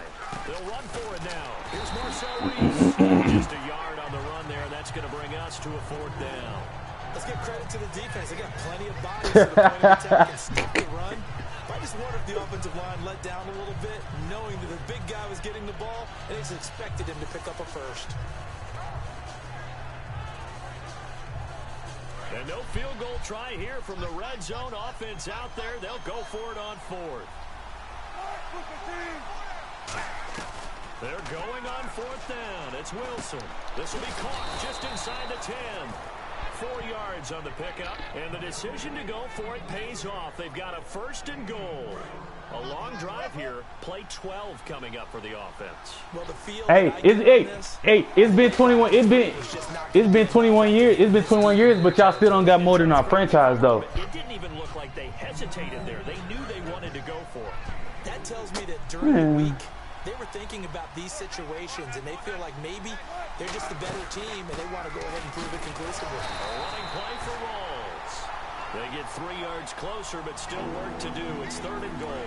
They're knocking on the door as they come to the line here on 3rd and goal from the 1. Back now in the East Bay. It's the Seahawks with the possession. They also have the lead here as we get set for the 4th and final quarter. They held them out on 2nd down, and now here's 3rd and goal.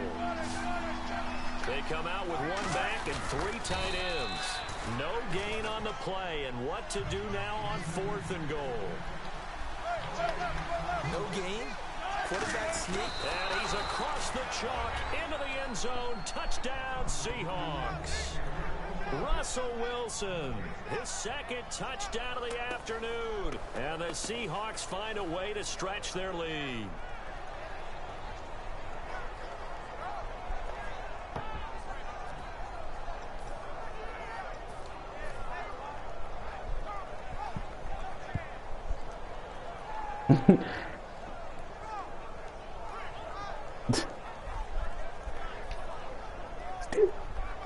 Hey, we ain't been to the Super Bowl in 21 years and still got more than them niggas. Yeah, they're going to take it all the way down and just take the delay.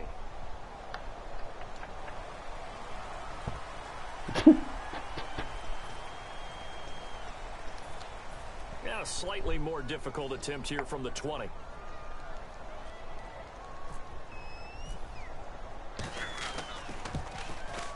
It's good, and it is now 21-7.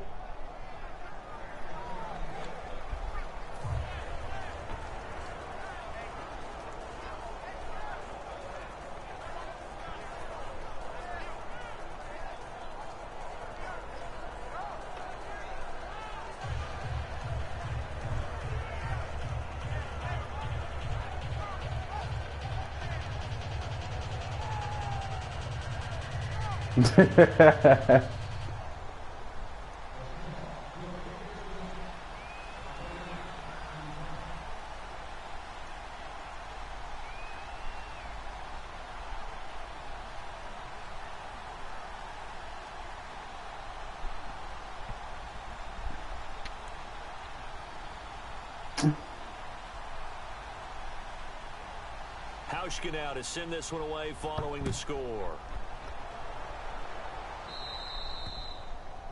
And this kick goes out of bounds, and that's obviously why the flag comes out here. And now you can see the defense greeting the kicker as they go out to play. The starting field position for the offense is excellent, puts a lot more pressure on the defensive guys. Yeah, and if the kicker thinks he's lonesome, he's really lonesome after a play like this. Yeah, he better hope that he's lonesome, because who's ever standing next to him is probably on the defensive side, and they're none too happy.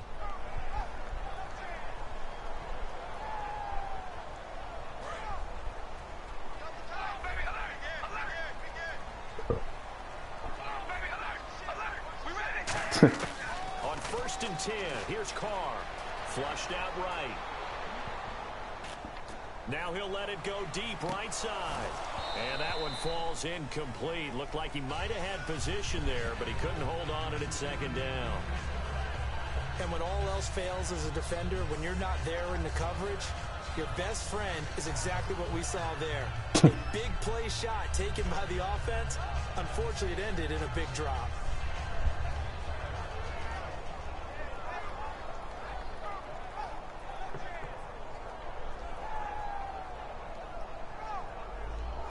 So they're still at the original line of scrimmage here. 2nd down and 10. Working from the gun, it's Carr. Oh, nearly picked. And maybe lucky there. This guy doesn't drop many defensively. 3rd down. He's got to be kicking himself right there. His team's already picked off 2 passes. That would have been the 3rd in the game. And boy, they've really played well attacking the football.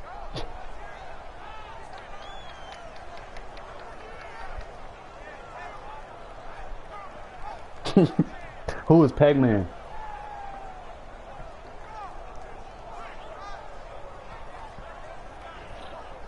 Defense has set themselves up nicely. 3rd and 10 now. All right, here we go. Hey, we're gonna rally. Shotgun now for Carr. A right side catch by Crabtree. It's a 10-yard pickup, and it moves the chains. And in a 2-score game, obviously, every play, every 3rd down, like we saw there, magnified. Big pickup. It was a huge pickup. Now the ball comes loose, and it's caught by Crabtree. And the Seahawks have picked it up, and he's able to get it back to the 41-yard.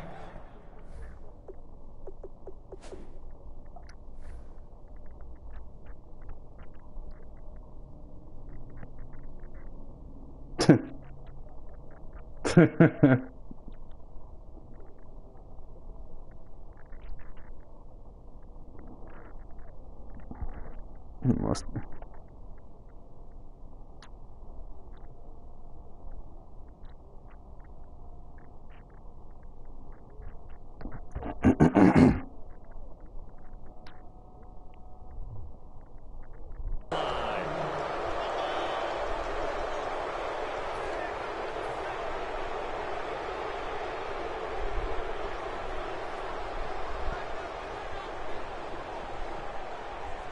So they need to determine if that knee was down before the ball was coughed up. And they also wanted to make sure that the ball was possessed as they were going through, that the ball wasn't working its way free before the knee hit the ground.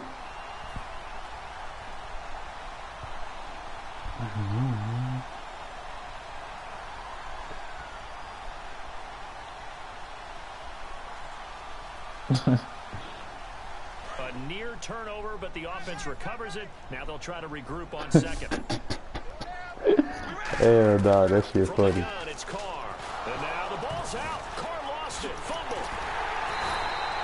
That nigga caught the beat and started to tote her. Maintaining the football defensively, though, opportunity It missed. definitely was, because that's all defenses talk about. Getting the football and either advancing it the other way or just getting possession and turning it over to their offense. That can be a little bit deflating. You're exactly right. A lost opportunity. So the offense able to recover the fumble, but it's third down now. Three down. Here we go. Throwing his car, nowhere to go. God He lost the damn. football. And he's able to take this one back to the 36-yard line. The Seahawks offense now, they get ready to come back onto the field. And that last drive, it was all about the ground game, ground and pound. And I don't care how we're playing the game these days, offensive linemen still want to fire out and smack the guy opposite them and move the football on the ground. They feel better about Is he that. even in the party? That's what they want to do. That's how they want to play, and that's how they got it done. Yeah, they got it for a touchdown last drive. Let's see what happens here.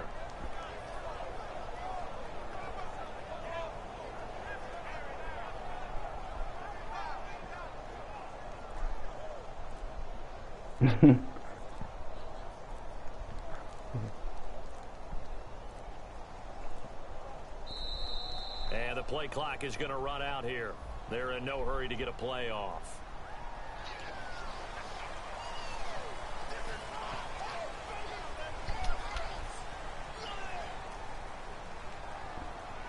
I don't even think I don't think he playing. I don't think Snoop Chains is playing. Oh shit! Well, he had just got a delayed game and then he wasn't picking his play, so I had quit. He won that though. Fuck it. It was 5 minutes left in the fourth.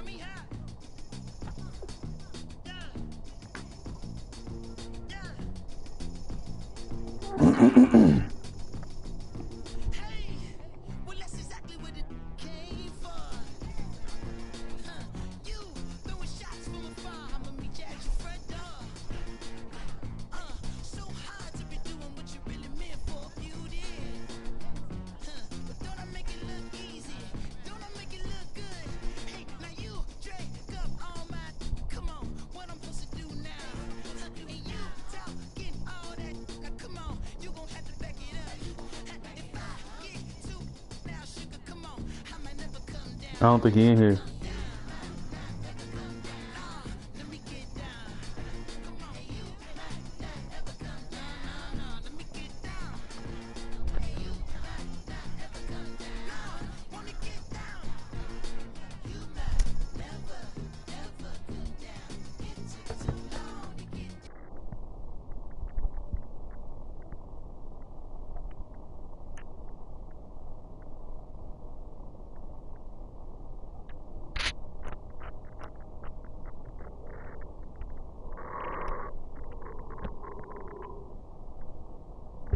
You playing Omaha? Oh.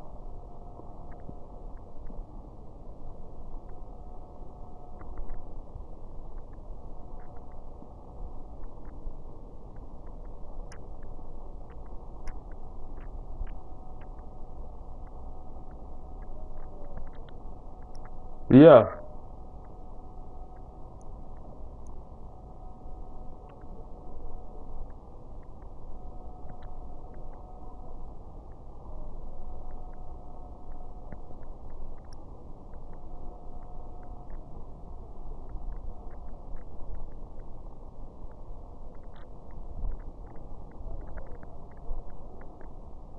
Cause you wasn't on the, you wasn't on the mic and you was getting delayed game penalties. I didn't know you was playing still. Oh, oh.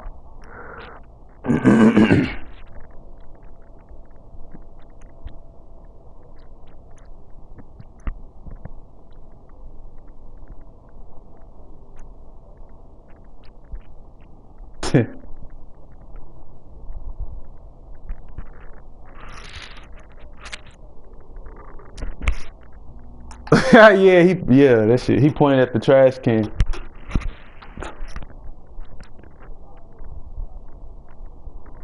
Then he looked in the trash can and said he ain't in there.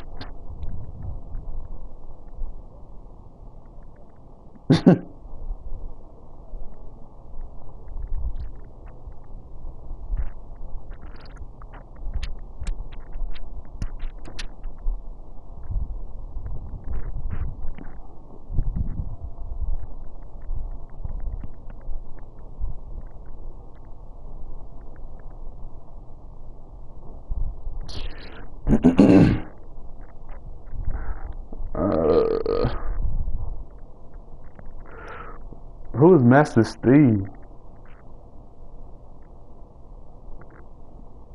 Omaha.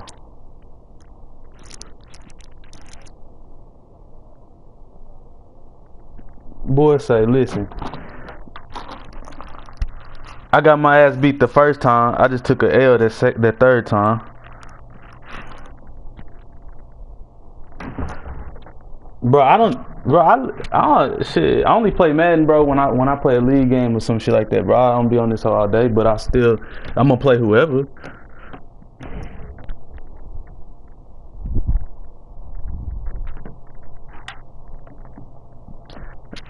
Man, it's 8 people in this party. I'm 1-2. Master can come catch an L. Master can come catch an L if he want to. Omaha can come catch an L.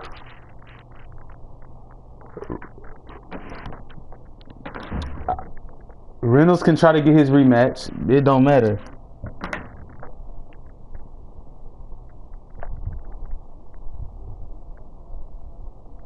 What happened? Yeah. I ain't just in this party to look at other niggas play, nigga. I'm trying to play. Shit. Fuck.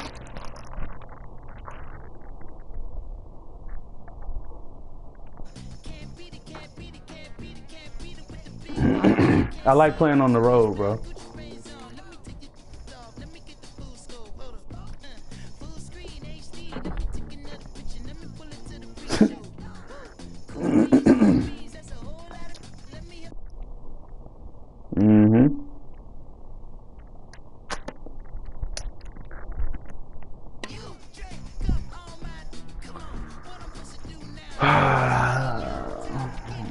Oh, you got the Cowboys?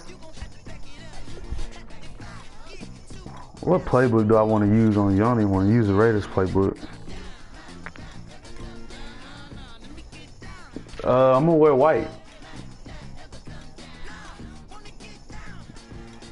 I'm gonna use that playbook. I'm gonna tell you what I'm gonna run the whole game. I'm gonna run Wildcat.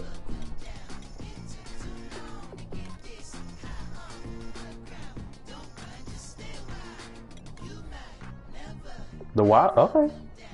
Sure.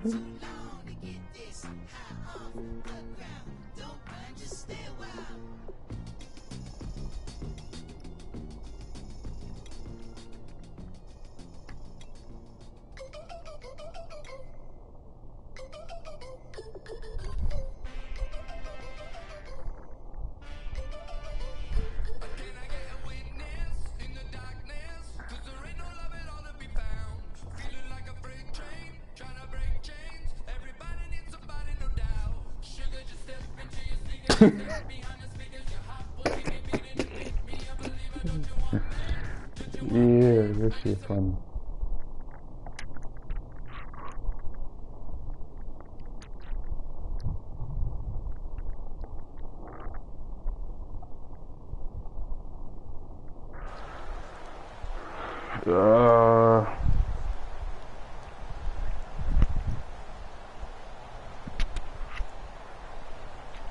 Wildcat, Wildcat, what you gonna do? Wild.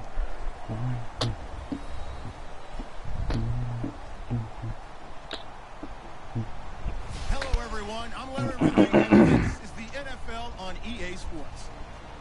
We've got a good one on tap today, and there's going to be two quarterbacks ready to get it done on the gridiron. It's the Steelers going up against the Cowboys. With that, we'll send you out to Arlington, Texas. Here's Brandon Godden and Charles Davis. Well, they put you in. We find ourselves right in the center of the Dallas-Fort Worth Metroplex. I see that. I told you I was gonna be in white, but it's cool, fool. I can see. We've got a good one on tap here between the Pittsburgh Steelers and the Dallas Cowboys. It don't matter. I'm not losing, so.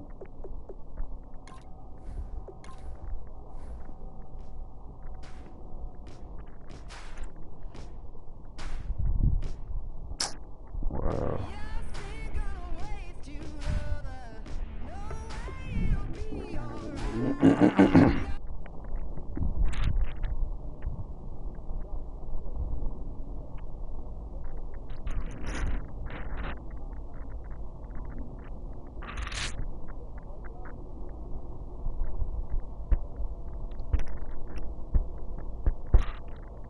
All right.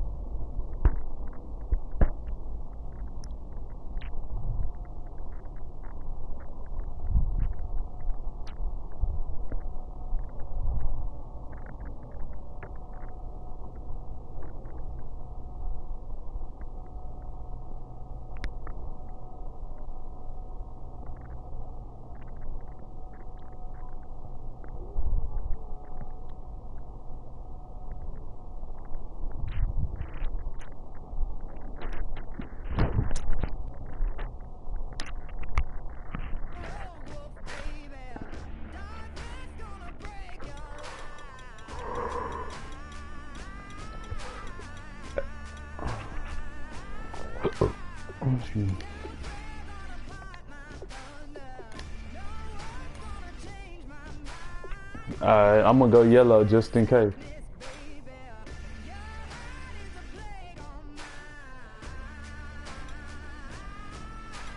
I know.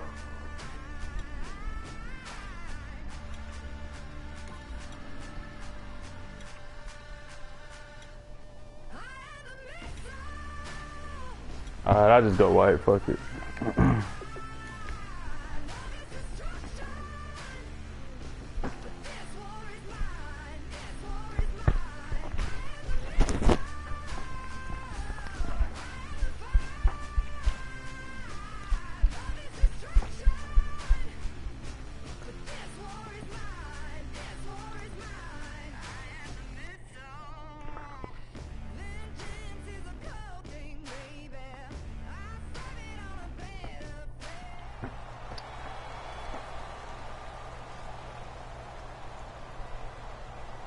Is somebody listening to Lil Yachty?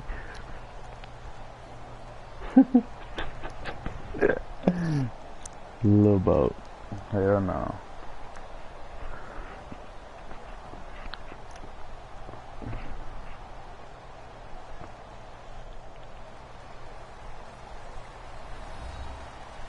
Hello, everyone. I'm Larry Ridley. You're tuned into the NFL on EA Sports. Tonight's matchup features two quarterbacks who will be trying to lead their team to victory. It's the Steelers going up against the Cowboys. And with that, we're off to Big D and AT&T Stadium, where we'll say hello to our broadcasting team of Brandon Godden and Charles Davis. We are sandwiched between Fort Worth and Dallas, Texas, and Arlington at the luxurious AT&T Stadium. Coming up, we've got a good matchup on tap between the Pittsburgh Steelers and the Dallas Cowboys.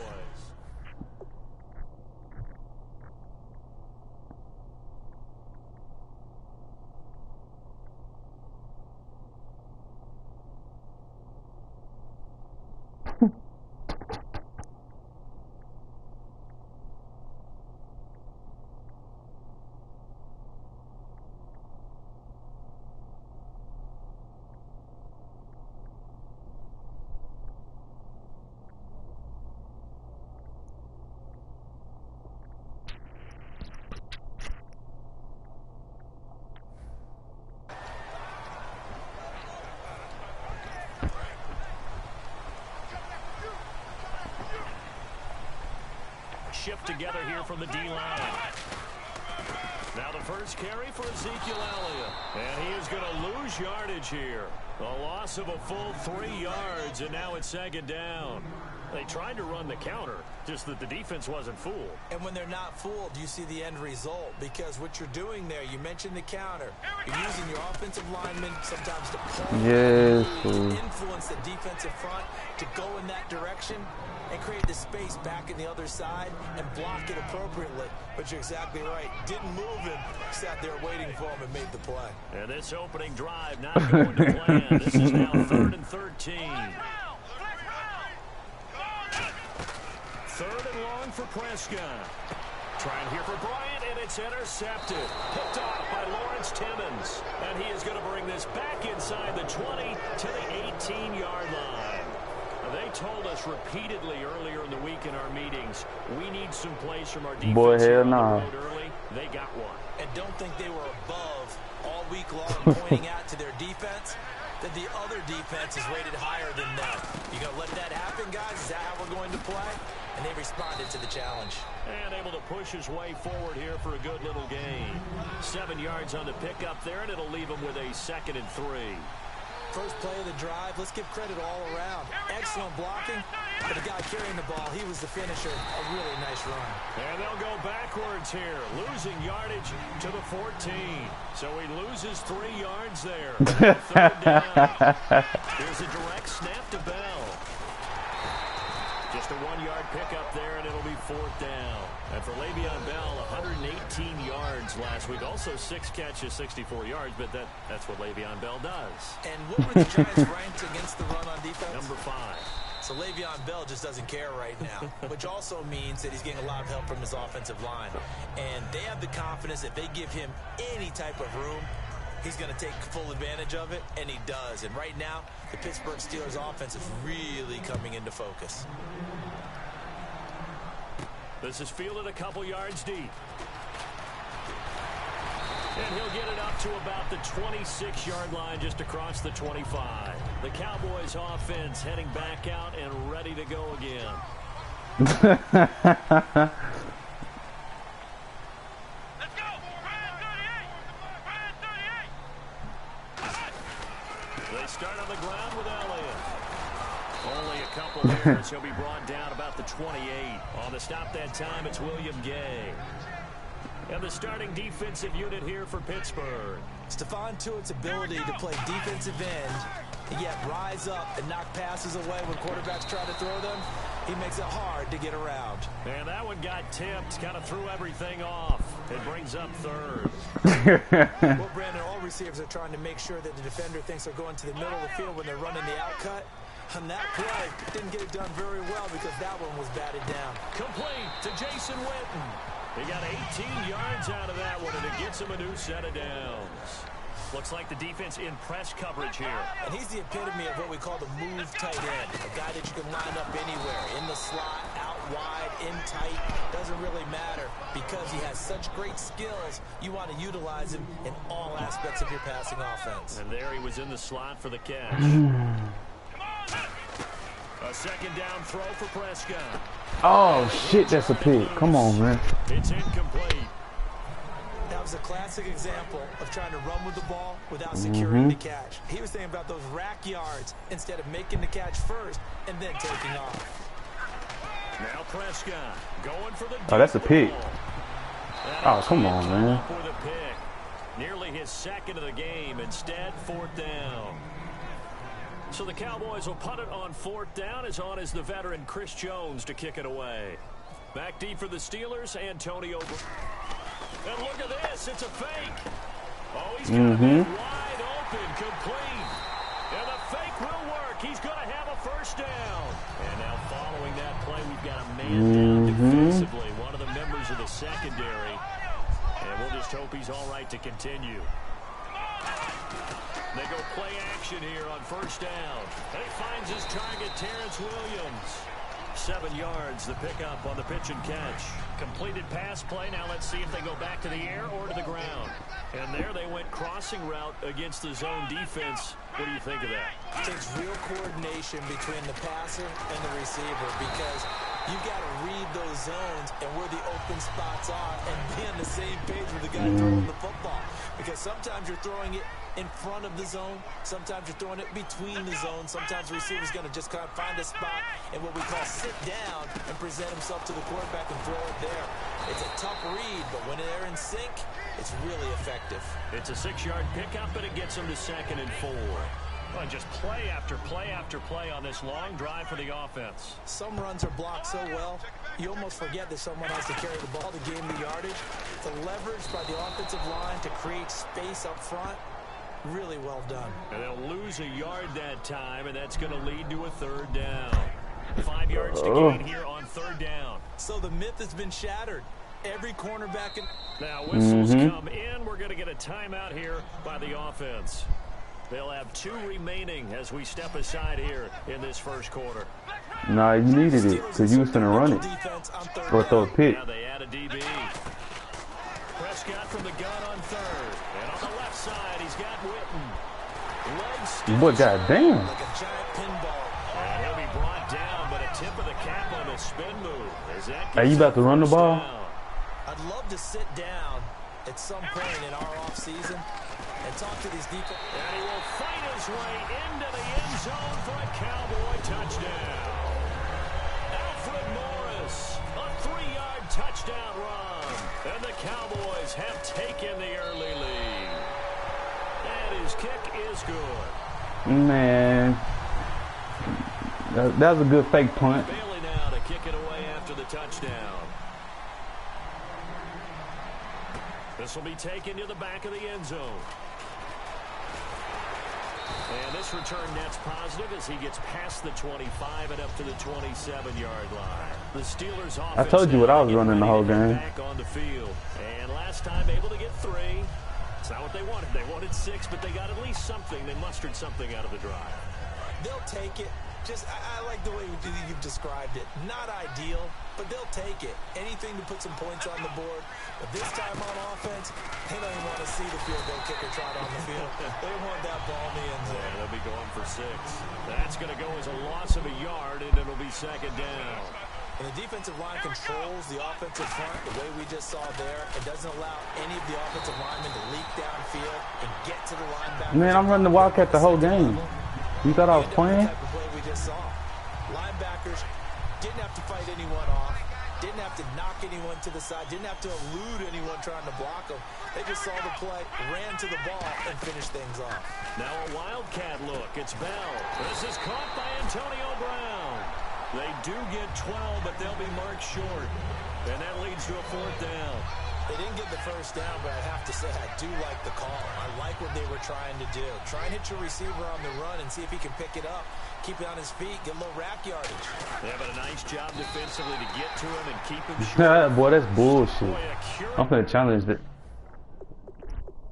Man, come on now. Come on now. It doesn't pan out, and Dallas, they'll take over in terrific field position. Man, I'm running the Wildcat the whole game.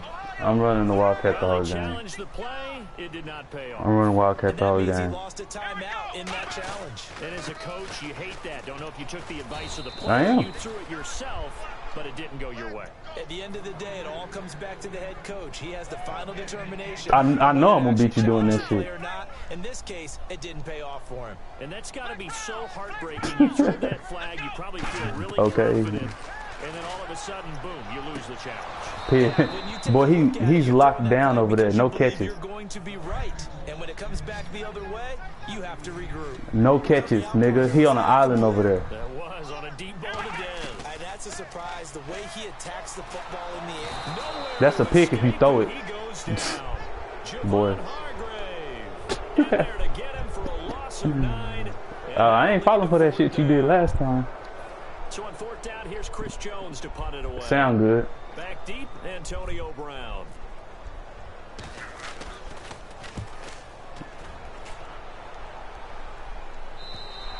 And a bit of a mistake there. This is well in the end zone for a touchback. And the Steelers set to take the field. And last time they were very fortunate, this offense. They went for it on 4, turned it over in their own territory, but the other guys held up. They didn't give up any points. So how about the guy with the #1 headset on the sidelines, the head coach? That was planned going into it, not necessarily to not get the first down or to have the defense have to hold. But he trusted his defense. Trusted his defense very much, and I think that's how he's going to play this game. Go for it, be aggressive, because I've got the wild bunch backing me up over here on my own sideline. We'll see what his offense can do. And he's able to take this one up to the 35-yard line. Back with Charles Davis. It's Steeler football to begin quarter number 2, and they've got it here with a first down.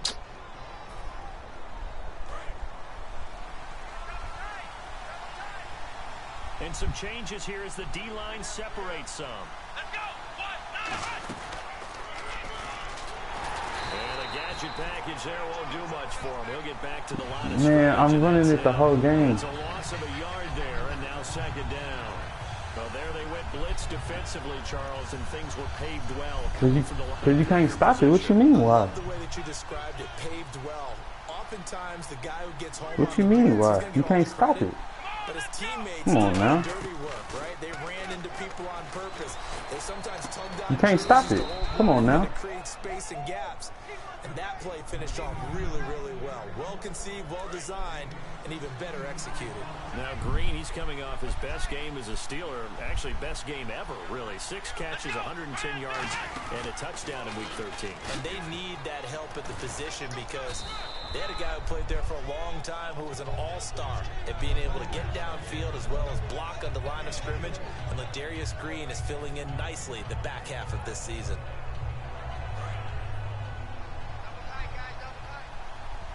They'll come up now in the Wildcat package. Yeah, man. They stay on the ground this time. It's Williams. And that formation won't yield much here as he'll get back to the line of scrimmage, and that's it. Morris Claiborne makes the play defensively. I do know from experience that when you slow down someone's running game, you're now doing the dictating on defense. No, I'm not. And guess what? Why would I throw the ball? Come on now. Because they have to throw it all the time. But you still have to be alert for the 4th and 2. You see my formation. that nature to make sure you don't get hurt. Now I'm finna throw the ball. They run. It's Williams. And he'll lose yardage here. Back at the 47. Mike Tomlin takes a shot. My defense is locked down out here, man. And the Cowboys defense is going to get him the football back. Let's go. We finna see. The give is to Elliott. We finna see. And very little running room there. He did get a couple up to the 49. Lawrence Timmons, the linebacker, there to get him down. We can see, nigga. Defensive side of the ball held him to a gain of 2, and that changes the playbook a little bit now for the guy calling plays. Should I put Dez on the island now? Yeah. Now he's got to Fuck probably think about going to the air instead of maybe staying with the ground. Come on, man. I knew that was coming. Prescott down. And at the 7-yard line, the catch is made. Touchdown, Cowboys. Dez Bryant, 51 yards. And the Cowboys are able to show off their quick strike ability. Wildcat. Bailey now to kick it away after the touchdown. No, I wouldn't. This fielded a few yards into the No, I don't do that. I don't do that. I don't do that. That decision to bring it out will cost him No, I don't do that 5 shit. yards as he only gets to the 20. Now the Steelers You ain't finna offense hit. You ain't gets ready finna to hit get from me. back onto the field. And last time this unit was out here, costly turnover, and then that turned into 6 points. They've got to make amends. And how many times have we sat in meetings with coaches and they use the term complementary football? Offense take care of the defense, defense take care of the offense. That didn't happen on the last possession. This is a chance for them to pick themselves back up and help their team. Yeah, we'll see if they can recoup and recover. 8 yards on the pickup, and now they'll have some options on 2nd and short. 2nd down following the run. Here we go. And he's going to lose yardage and be backed up to the 25. They'll wind up losing 3. And now it's 3rd down. With the struggles we're seeing up front for the offense today, they've got to think about changing up their play calling. Some screens, some draws, some quick-hitting plays in order to try and supplement the run game.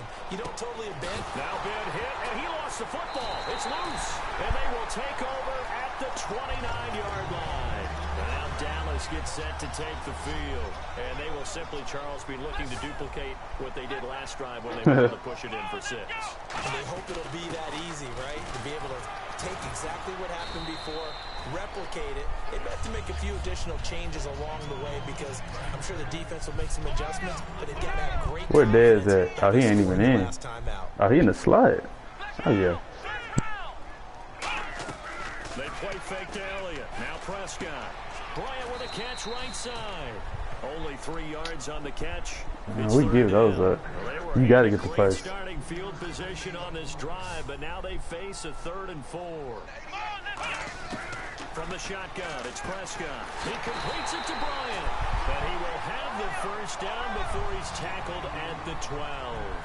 Looking to jam the receivers at the line here. Press coverage look defensively. Would it be safe to say that as precise as routes are supposed to be run in the NFL, maybe they're not quite as precise in college ball? That's accurate, yeah. Is that nigga Master Steve at this In game? the NFL there. Just find the soft spot, find the dead zone. Cuz I'm trying to get a hold of him, bro, and that's my uncle. This nigga act like he don't hear me or They stay something. on the ground, but this time it's Elliott. And he goes You backwards pissing on me this off. one. I'm trying to Losing see where the yardage fucking to problem the is. 7. So he loses 3 yards there. Now 3rd down.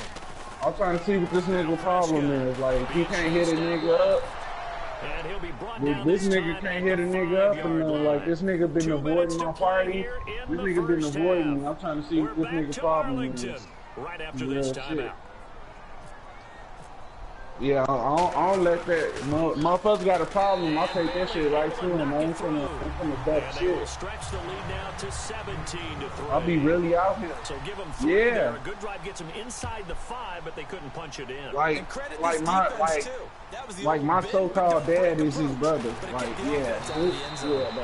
And he'll make it across the 20 as his guys will set up shop at the 23-yard line. And Not so Pittsburgh great. gets set to take the field. And the turnover last I'm the one who time, gave that that's nigga that sort of name, symptomatic Master of Steve. their struggles here. Back in 08 when he first got his PlayStation. Because you're I gave him that name. all game long. They've struggled moving the ball, turning it over on the last No, possession. that's when the PlayStation Network first came out. And now the Cowboys are going to call another timeout. Apple made that So shit means back they're in down like to 1 remaining 07, here 08 as we when head the toward halftime. PlayStation Network first released. Yeah, because he thought he was the king and shit at Madden. He kept saying he the master at Madden and shit. They So come I up was in a like, two fuck tight it. end look Master here. Steve. Now this time he'll look And these to throw. motherfucking people, Over the middle here to Brown. nigga, what up, And nigga? he You gets been out to the avoiding my party 34-yard invitations? line. What's up, It's a bro? pickup What's of up, 16 nigga? there, and it'll lead to a new set of downs. And now they're in the hurry up. Here we go. Now a play fake here. Shit, man, I'm over here trying to call goddamn Walmart, man, and find out what my He lost 6 Christmas there on the packages first and down shit play. that I'm buying and I'm buying this shit, man. That shit's supposed to be in here. Again here, we'll It's see way the past that Wildcat. time. Looking to throw. Looking left side, he's got it complete.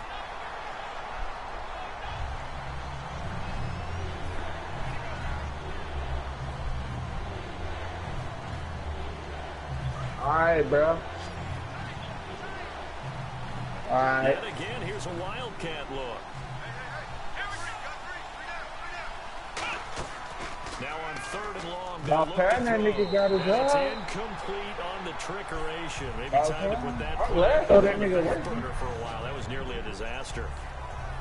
Well, they've had a pretty frustrating first half here offensively, and that just continued there with that incompletion. Yeah, definitely frustrating for them, but heartening for the other guys. Those stop troops, Who's they're Big enjoying Frida? things right now. As they made it very difficult for them throughout the half. Here we go. I'm over here trying to get Walmart on the phone because they lost my packages they're supposed to get me. And incomplete. A surprising move to go for it predictably. At least 17-3. somewhat predictably, it doesn't pay off. And Dallas, they'll take over in terrific field position. Well, I don't even feel bad. I ain't finna lie to you. They'll run it now. Out of the I'm not finna lose. That's what you're not understanding. Brought down at the 32. The loss loss of a full 3 yards, and now it's second down. As guy carrying the ball, your eyes are going to direct your feet, and you're hoping they carry you to the open spaces. But it's awfully difficult at times because you have so many things you have to look out for. Where's the line blocking? Where's the traffic coming from? Tough to find open spots. And they do stop him, but he takes it all the way to the 2. Coaches really don't care from what position they get this, but run after the catch ability, rack ability, is often the difference between winning and losing and changing field position. Here's Prescott, and that is caught. Touchdown, Cowboys. 24-3. Des Bryant, as the first half is winding down, and the Cowboys will add on to their lead. He liked that shit. And this one through the uprights and good.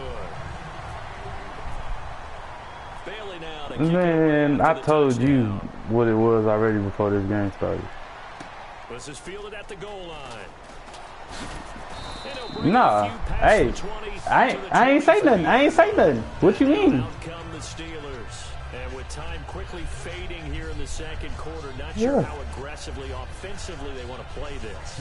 I think we'll find out just how much they trust their guys in this situation if they decide I'll to let take you a get your shot. hopes up.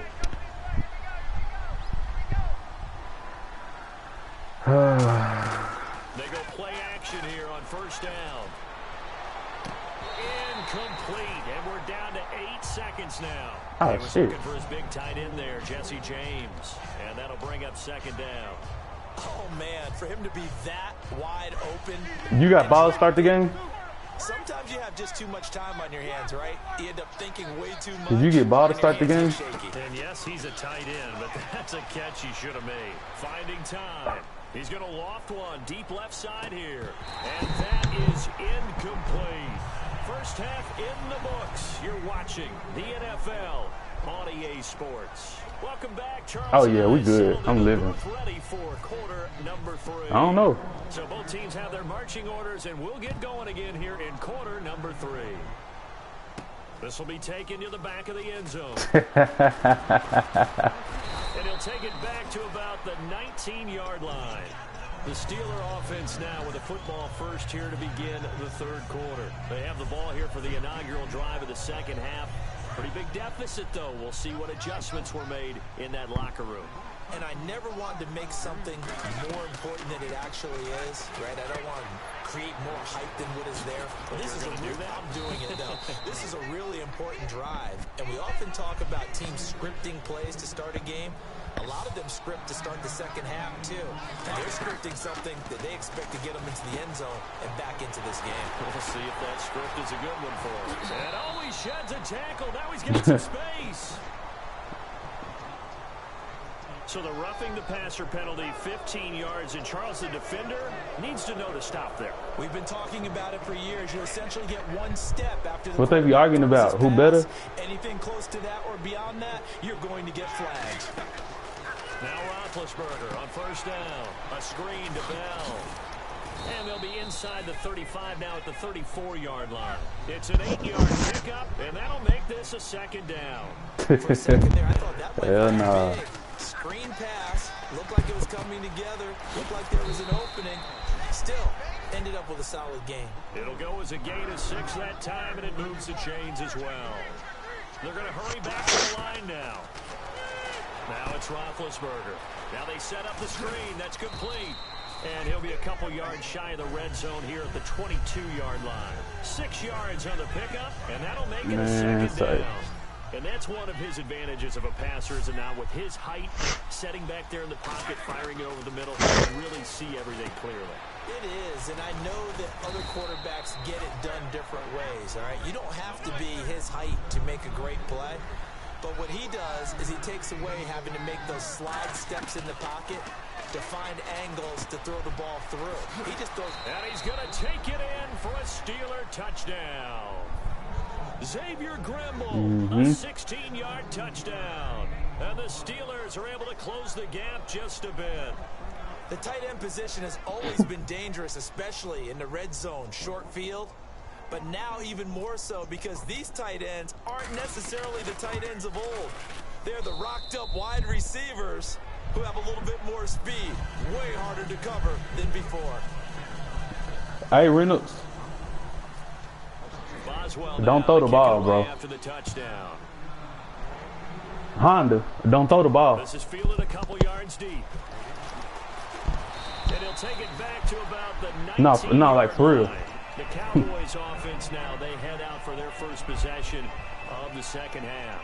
And they'll just simply be looking to build off the confidence of the last time out where they scored a touchdown. All right. And confidence is powerful, isn't it? When you've scored once, you feel like you can go back out there and get it done again. Doesn't matter what the defense throws at them. They feel like they're in a groove right now, and they want to get out there and show it. Yeah, hoping to stay in that groove here this go around. Hey, you're going to have to throw the ball. Come on now. Who quit? So 2nd and 9, the defense looking to put them in a bad spot. Oh, he got to get booted. You can't quit. Come on now. And it almost felt like on that first run, they're trying just to That nigga quit. That shit funny. What was the score? Nah, you can't quit and get a rematch. Hell nah, you got to go through them.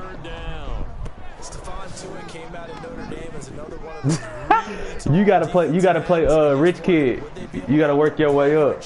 You gotta work your way up. You gotta play rich kid. Just gave us an answer with that tackle. 3rd and 11, 5 in the secondary now. Nickel look. Throwing. Preston. He rifles one that's intercepted. A great read and it's picked off. And he brings this well shit. It's a pick 6 for a Steeler touchdown. I don't know who all is to blame there, but 40-7. seeing pick 6s. Nothing like seeing someone pluck it out of the air and go the other way and see people try to change directions. Hard to do. So they'll get another shot on offense following that pick 6. And now the kick is away. This is fielded a couple yards deep. And he will be brought down here at about the 17. Don't do that. Now Dallas gets set to take the field.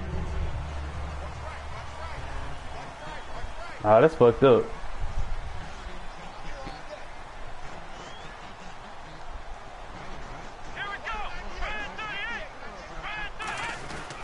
They'll try and get the running game going with Elliott. And he'll get this up over the 25 to the 26.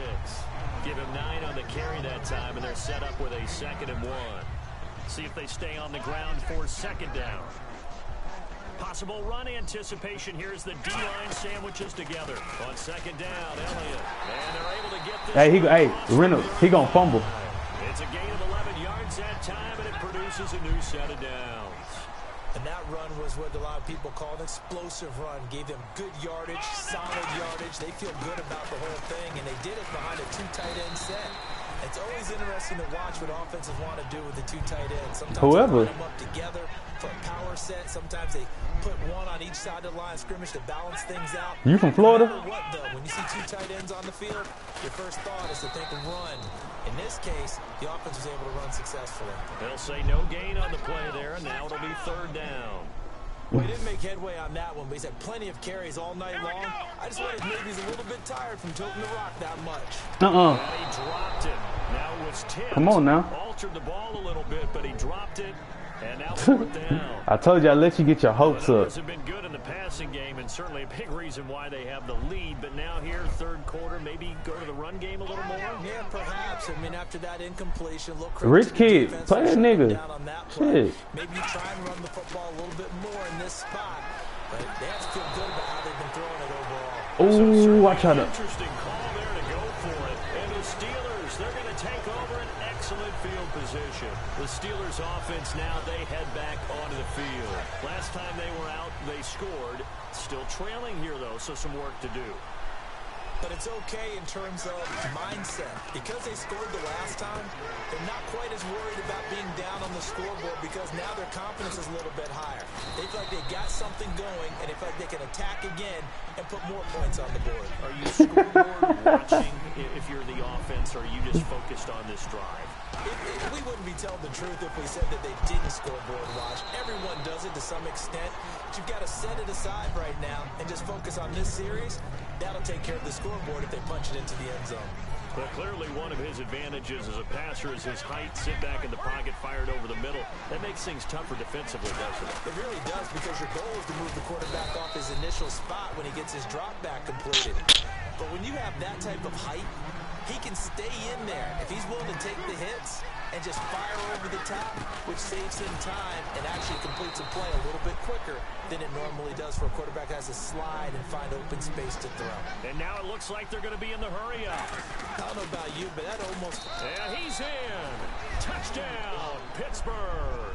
Le'Veon Bell punching it in from a yard away. And the Steelers are an extra point away from tying this thing up. And that will tie our game here in the third quarter. So all square here in this third quarter as the kick's away. Hey, Scooter. Yeah, I'm getting off, bro. This is fielded at the goal Hey, Scooter. Ask your boy what's the score now. Drive right at the 20-yard line. And out now come the Cowboys. And last time out, on fourth down, turned it over, gave them great field position, turned it to 6 points, so they've got to recover here, Charles. It's amazing what one decision can do in the chain of events, right? The decision to go for it on fourth down. Caused all of that. It caused every bit of it, but it showed confidence. Hey, I've got confidence in you guys. Go pick it up for them. Didn't happen. Also showed confidence in the defense. They didn't pick up their end of the bargain, so now they've got to come back out and start over and rebuild that confidence. No gain on the play there, so that doesn't Hey, bro, help. that shit dead, bro. Third and 9 situation. So he runs it for 1 yard, then no gain. I don't know that you go back to that. Where Dez at? His no catches. You do as well, but if you want to get the ball to him, if you want him to have it, maybe get him nowhere to go. Here he lost the football, and it's picked up by the Steelers. And good field position coming up here. The football at the 12-yard line. And Pittsburgh getting set to take the field. And that recipe on their last drive that resulted in a touchdown looked pretty good, so they'll be hoping to do that once more. And it takes me back to when we sat with the offensive coordinator and the head coach. They felt pretty good about their game plan and thought there were some holes in the defense, and they exploited them the last time out. Let's see if they can come back and put together a similar drive. And we'll see if they can do just that. Over the middle here to Brown. And he's in. Touchdown, Steelers. Antonio Brown, a 5-yard touchdown. And the Steelers capitalize on the short field as they take it in for 6. Boswell now to kick it away after the touchdown. This is fielded a couple yards deep. They'll bring it back to just about the 25, call it the 24-yard line. And now here come the Cowboys. And they had the fumble last time that led to a touchdown. That's a no-no. We'll see what they do here this go-around. A big no-no. Put that in capital letters. Turning it over, the other team takes it down and scores.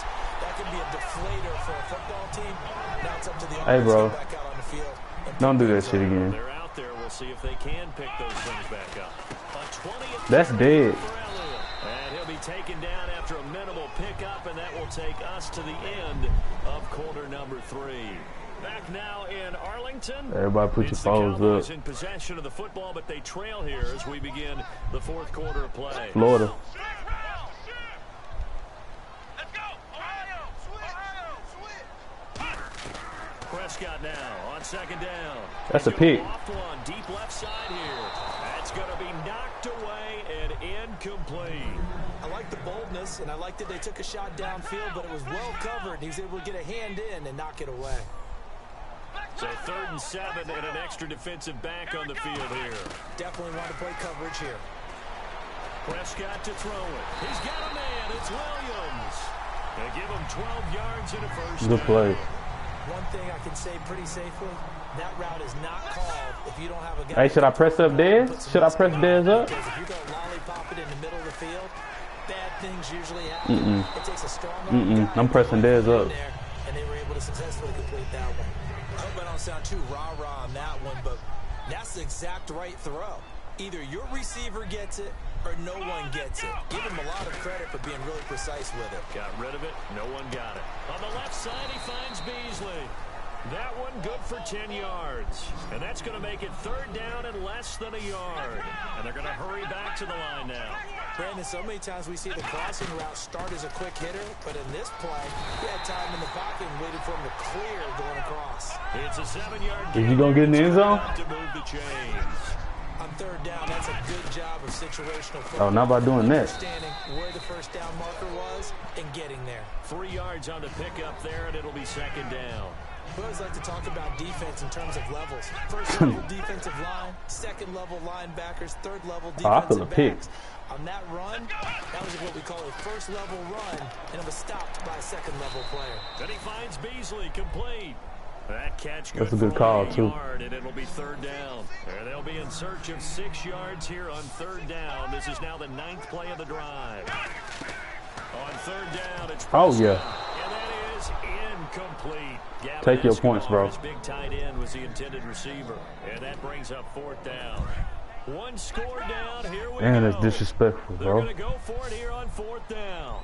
And that was a nice play. He knocked it away, but obviously you want the interception in this situation. You want to take away any chance and they have any decision to make on fourth down. But things happen so quickly in the end zone, in this compressed area of the field, that you're just happy to knock it away and not allow a touchdown. They'll start the drive with a carry by Bell. And this has been a recurring theme tonight for sure. Nowhere to run. Back to the line of scrimmage, that's all. The fourth quarter here, they've got the lead. They want to keep it on the ground. That's what they're doing. Smart football. Keep the clock grinding. Keep it going. But you got to figure now, they're going to see more people stacked up at the line of scrimmage as they try and bleed it out. Room here to run. And he's brought down, but not before they get it across the 20-yard line. And a nice carry there of 15 yards. Good, solid, strong run that not only gets them a nice chunk of yardage, but takes the clock under 4 minutes. And now they're going to play situational football. How many timeouts does the opposition have left? How many runs do they need to call to make sure they bleed out those timeouts? But even more importantly, mentally right now, they hold the advantage. They probably have them at the verge of breaking. And what they want to do is finish them off. It'll be a gain of 4. And that'll bring up second down. He had time, was able to survey the field and find a soft spot in that zone coverage. And that's where it gets difficult for a defender, Brandon. You go to your spots on the field that you have to cover, and when the offense finds an area that you're not in, that's where they throw the football. Second down now after the pass completion.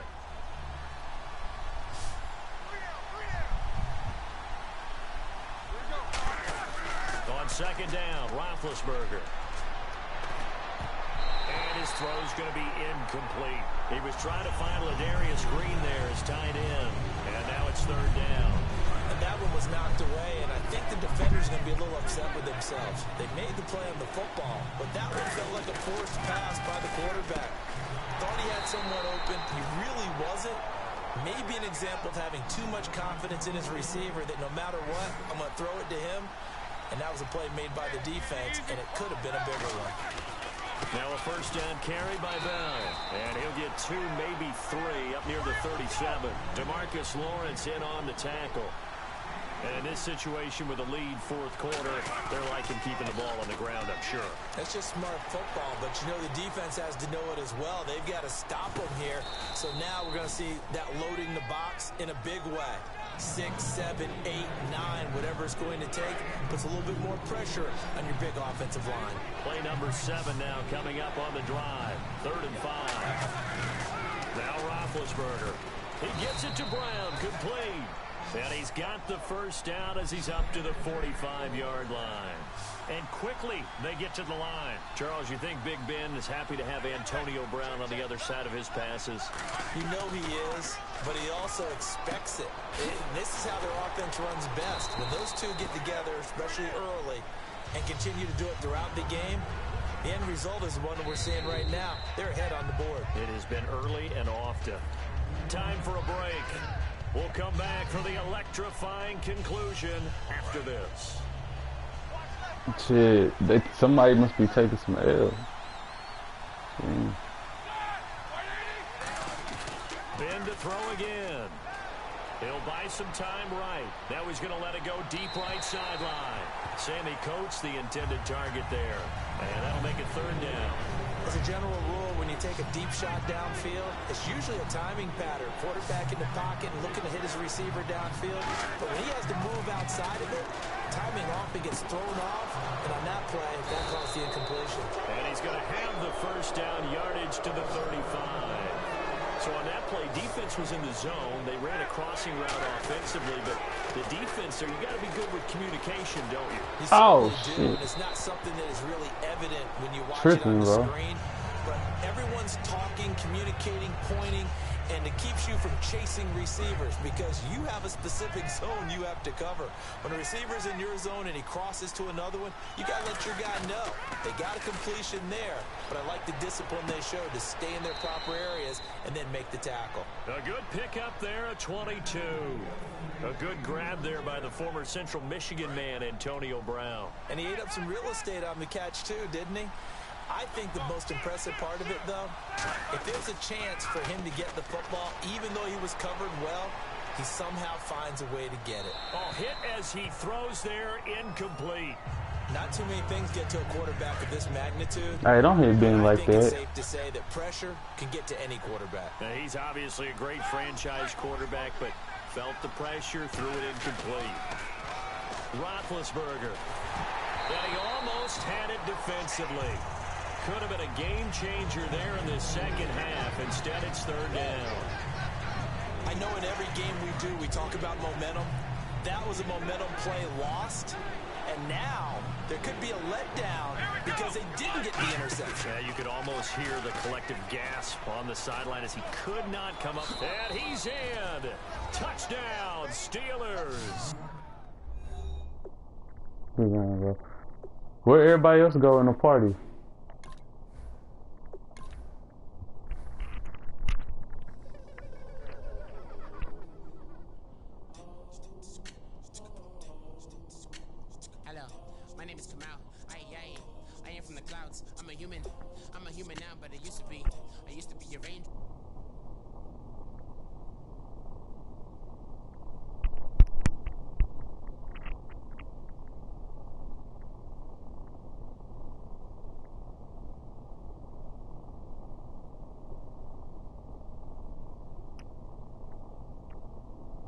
I don't need to force it.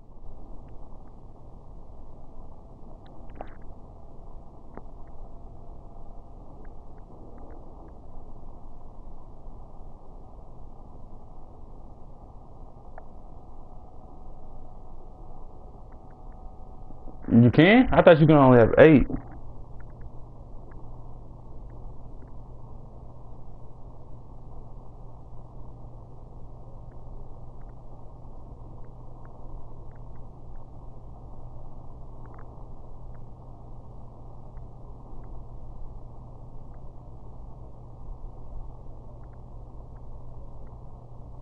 Out of who? Out of who? Treyduxe.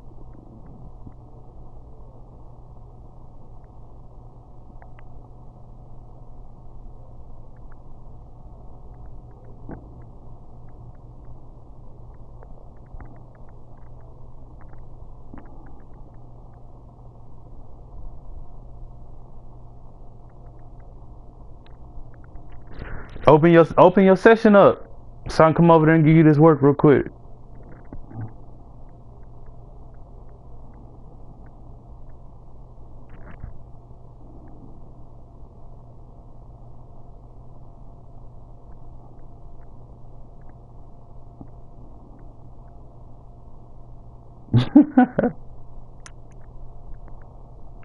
Your boy left. Probably lagged out. Yeah, he probably lagged out or some shit.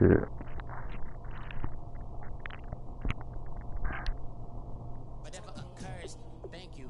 Feel like I was touched by an angel. Once again, a whole nother angle. I got a lot of holes in my ankles. I got a lot of love and a whole lot of ignorance, and that's a good thing if you want to relate. I'm just trying to relate. I'm just trying to relate. I'm just trying to relate. I'm just trying to relate. Huh?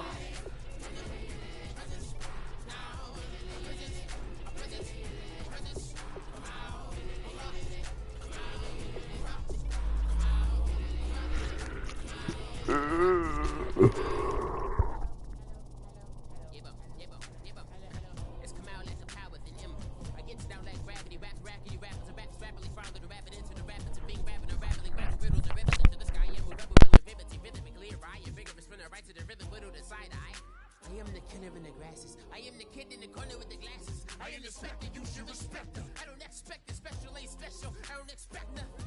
I'm just really glad I could say something. That's a blessing. Ain't no stress affecting my presence. But sometimes the pressure keep pressing. Worst keeps my impression impressed. That's the way to relate. I'm just trying to relate. I'm just trying to relate. I'm just trying to relate. I'm just trying to relate.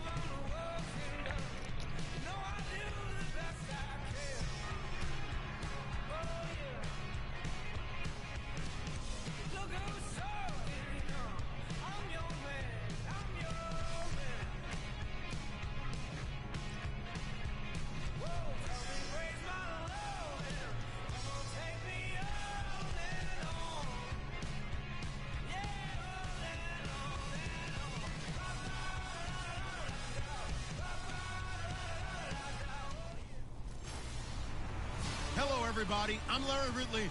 You're tuned in to the NFL on EA Sports. We're all set to bring you a terrific contest here as these two divisional rivals renew acquaintances for the first time this season. There's always a little something extra at stake when these teams face off.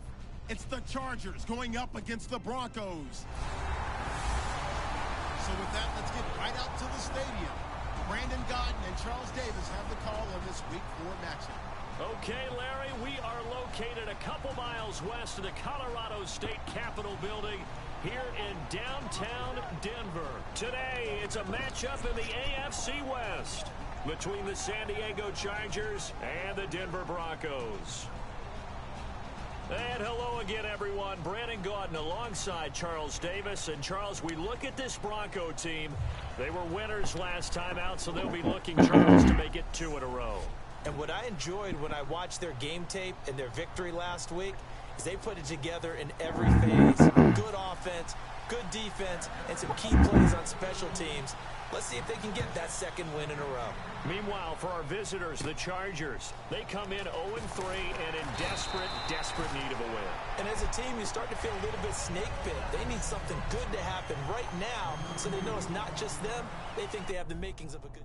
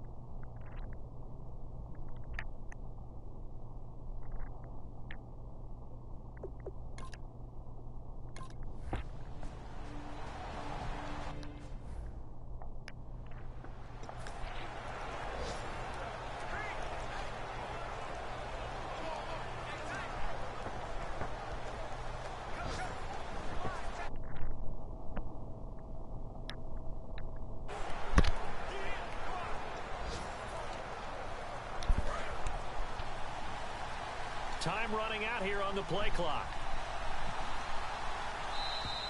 Play clock down to 0, and this is not the way to start a drive. Delay of game, offense.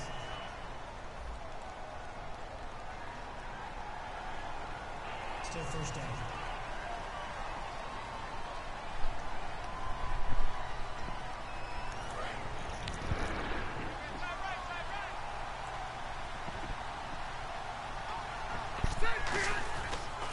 Here's a carry for Oliver. And he'll get only a couple up to the 22. Couple of Broncos there in on the tackle. Tough day, tough sledding right there, and it's been that way the entire game.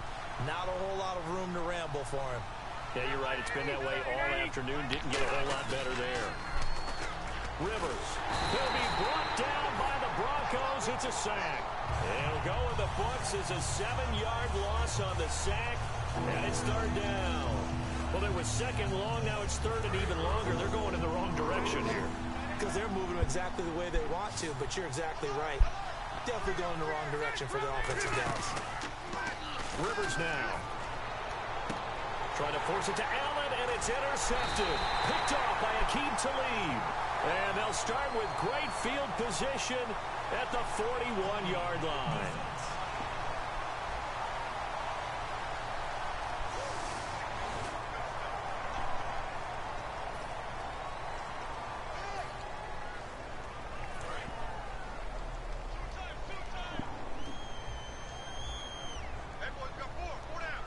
One man in the backfield is Gordon. He's going to get the football. And this this one's going to go the wrong way. Losing yardage back at the 42. It's a loss of 2 there, bringing up second down.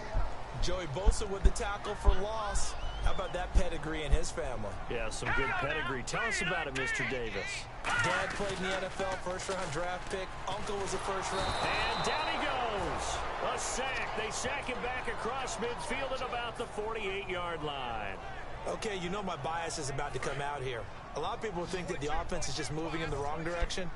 I'd say they're moving in the right direction because the defense is pushing them back. Former defensive back. Now, as a quarterback, 3rd and long, you really got to rally the troops here, don't you? Yeah, you do in a big way. And what else do you have to look out for? More pressure coming at you because it seems to be working pretty well. And they'll be inside the 35 now at the 34-yard line. They'll get 17 back there, but it'll still lead to a 4th down. And that was a nice catch, and if the goal was to get into field goal range, it certainly appears that they accomplished that. Well, and sometimes that's what you dial up in these situations, right, when you want 3? Well, if the goal was to get into field goal territory, even though it'll be a long attempt, I think they accomplished that. And sometimes you have plays for that. It's not always a first down when you want 3. Get a little bit closer, making an easier shot. Yeah, sometimes you just have to concede to the defense, and they know what you're trying to get done, and to try and get any more than that is almost folly. Take what you can get, maybe have an opportunity to put 3 points on the board. This will be taken to the back of the end zone. And he's able to get it across the 20, but not by much, as he's marked down at the 21-yard line. Illegal block in the back. Return team.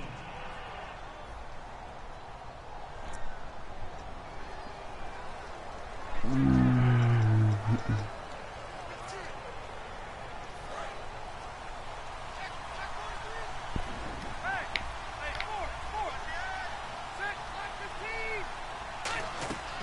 go play action here on first down. Going deep here for Allen. So they took a shot on first down, but couldn't connect. One thing I know from experience is that when the deep ball is thrown and you're the defender, you've got to fight that little bit of panic that emerges. You've got to play the ball really well. It's a 50-50 jump ball play. And guess what? Try to force it to Allen, and it's intercepted. Picked off by the longtime Bengal, Leon Hall. And they will take over with a football.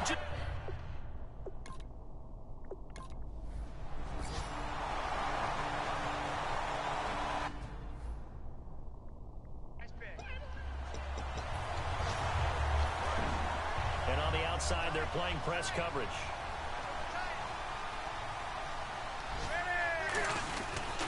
They run. It's Oliver.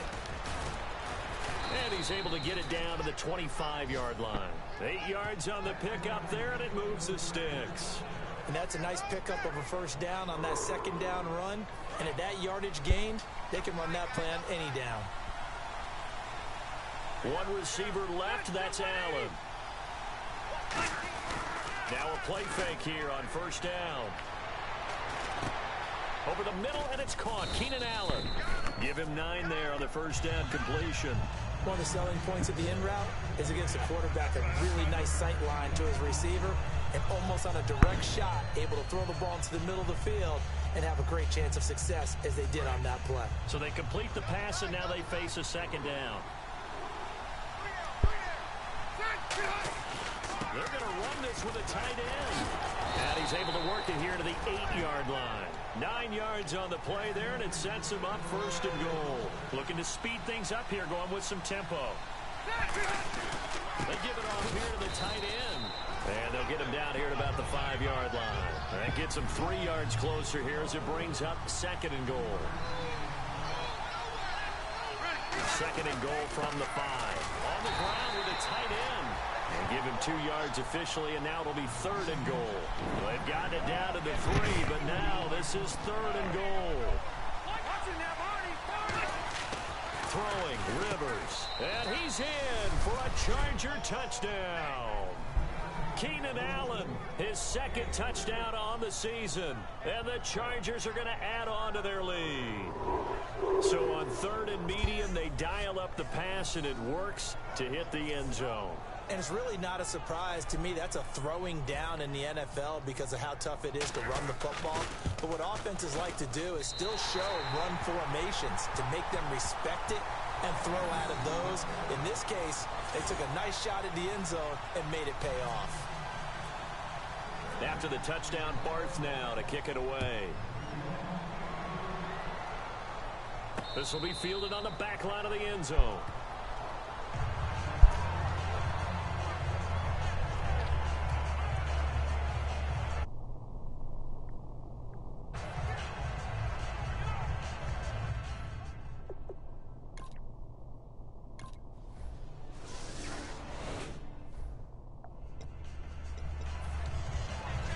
The Chargers offense gets set. They head back onto the field. And they were able to punch it in the end zone last time. They'll be looking to do that again here for the defense. Obviously, they'll be looking to stop them from punching it back in the end zone. It always is punch, counter punch, isn't it? And which team has the advantage? Well, let's just go back. Last time on offense, they rolled downfield, got into a good rhythm. You can see a little more bounce in and out of the huddle. You can see the sideline really get into the game. So defensively, you're thinking to yourself, how do we take that away from them? How do we get the advantage back? Let's see what they come up with. I think pressure is always the first way to go. You love pressure. I love it. We'll see if they dial it up this drive. And this play will be blown up. He'll lose yardage back at the 38. Offside. Defense. Automatic first down.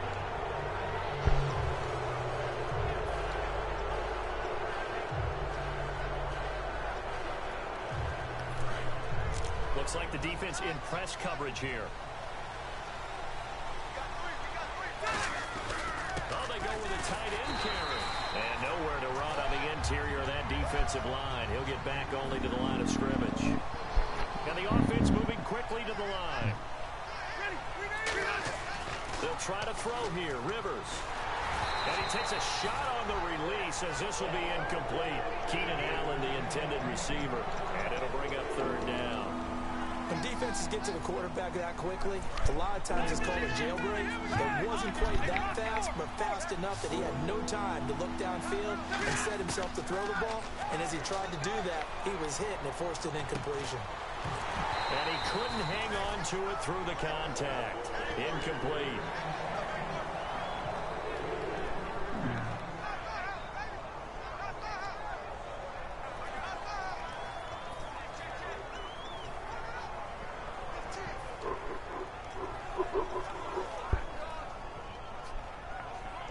And with things looking pretty good on the scoreboard, they're going to keep the offense out there and go for it here on fourth. The Chargers go here. It's Rivers. Now they go screen. It's complete. The fourth down play doesn't work for the Chargers. And the Broncos are going to get the football back in great field position. Sure partner there.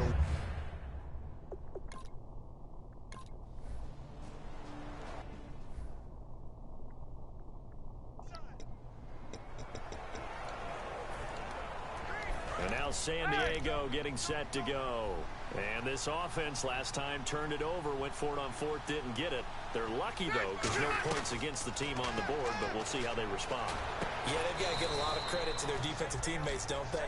They had their backs on that last series, and because they did so, that allows the coach to still stay aggressive on offense and maybe go for it again in a similar situation. I was going to say maybe makes that offense feel good, but when you know you've got a defense making stands like that.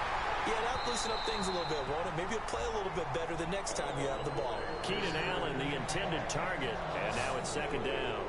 One of the toughest things about playing defensive back is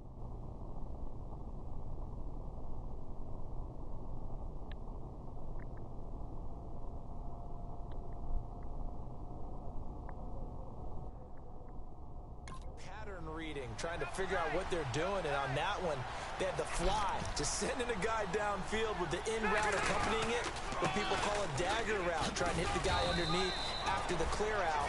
In this case, though, they're not able to get it done.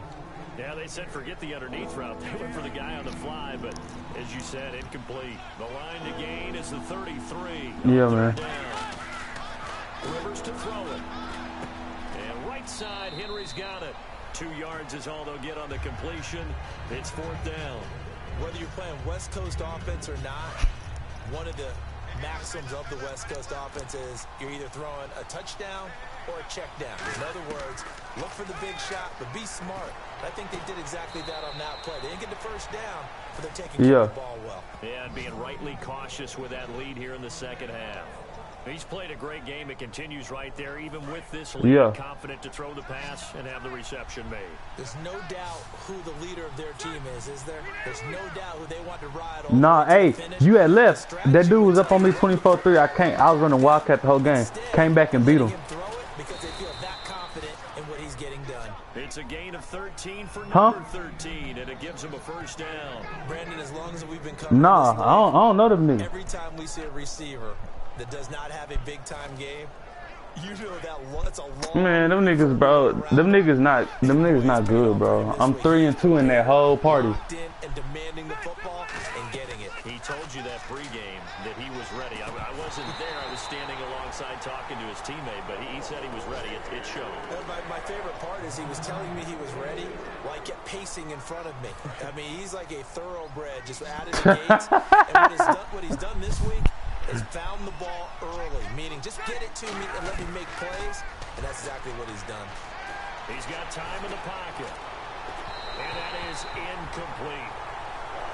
And you really can't pin that one on the quarterback, Charles. The O-line, they've got to protect better. And they know it. That's their meal ticket. They want to take care of the big guy. Let him down. And defensively, they're going with a dime look here on 3rd and goal. Now Rivers. He's got his man. It's caught. Touchdown, Chargers. Jeremy Maclin. 3rd on the year. And the Chargers find a way to stretch their lead. In order to lead in a game, you're going to get plenty of contributors. But that's his 2nd touchdown catch of this game. He's one of the key guys in this one. And you better believe he'll be looking for the hat trick here as this one continues to go. After the touchdown, Barth now to kick it away. This will be fielded on the back line of the end zone. The Chargers defense gearing up to take the field. Bro, you trash. Last drive on 4th down got the stop on their side of the field. You play defense, Charles. How huge is that? I got 2 more minutes left in this league game, so. Because you're talking about field position, momentum, that element of feeling like we're the tougher I just said I got 2 more minutes left in my league game. In a sense, you're imposing your will on the other team, and that's exactly what they did, and that should permeate through the rest of the ball club. Bro, I'm 3-2 today. What are you talking about? Finna be 4-2 after this game, man.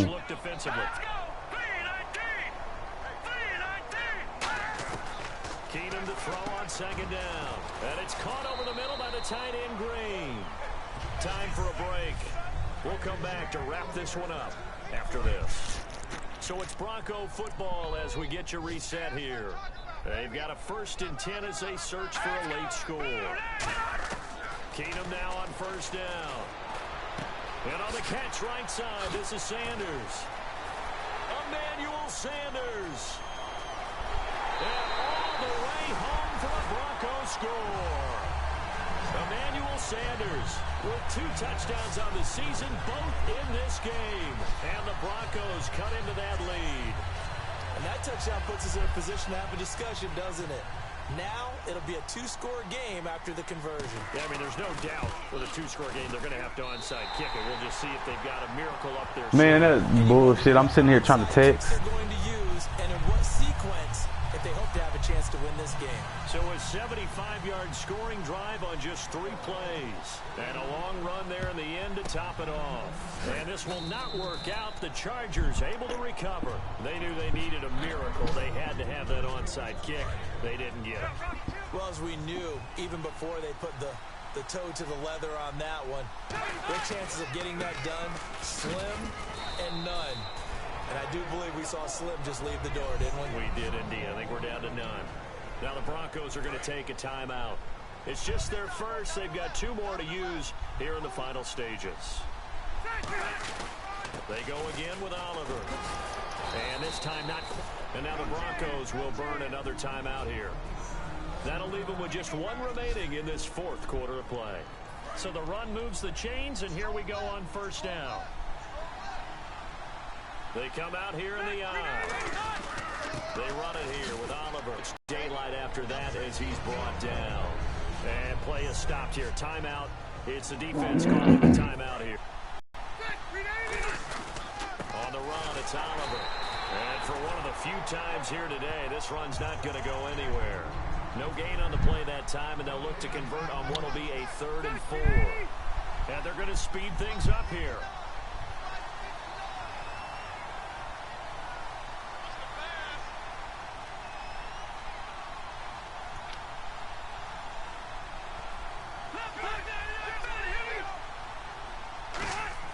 Here's Rivers. Finding his safety valve here. That's complete. And he picks up the first down yardage as he takes this one down to the 15. He's having a big game. That's a great analogy, a great way to put it, because he doesn't get too greedy where everything has to be pushed downfield, trying to create big plays that aren't there. You dump it off and take that nice gain, and things add up, and now you have the kind of game he's having.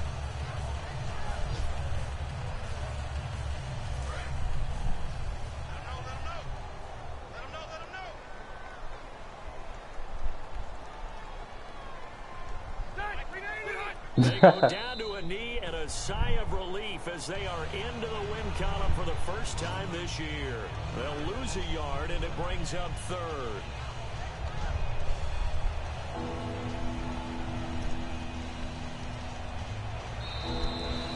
A lot of scoring. There's no doubt about that in this.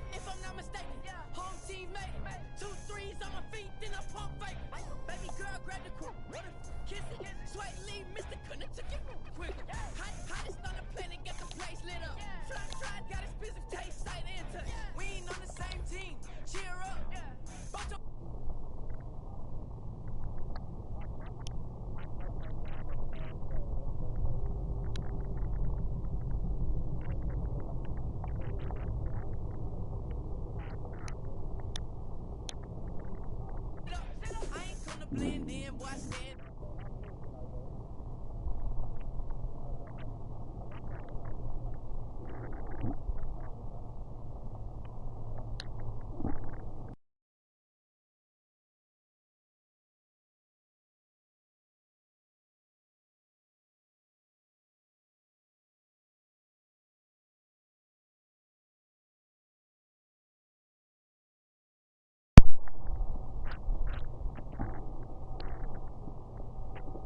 Rich Kids, you ready, bro? So you can get B real quick. Fool, what you doing, nigga?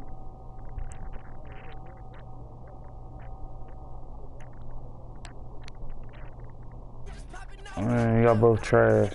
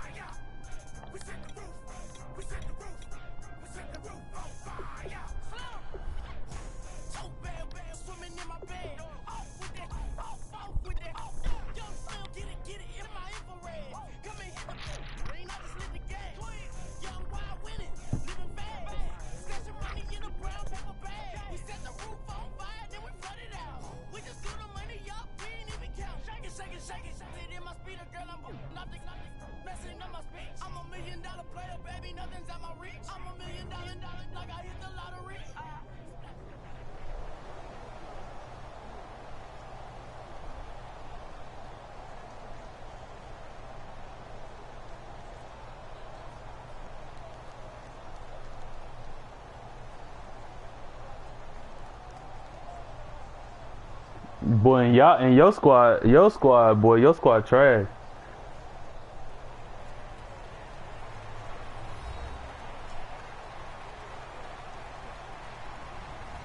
Hello, everybody. I'm Larry Ridley, and this is Madden 17 on EA Sports.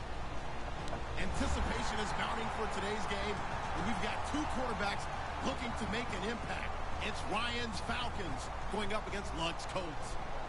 With that, let's get you up to Indianapolis. Standing by, here are Brandon Godden and Charles Davis.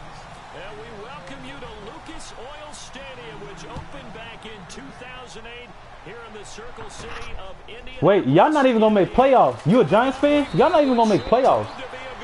Between the Atlanta Falcons. Y'all finna lose the Philly. Y'all finna lose the Philly. Y'all finna lose the Philly again.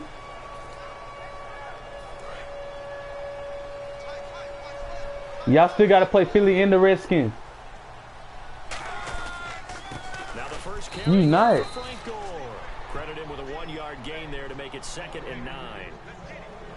You a Saints fan? You a Saints fan?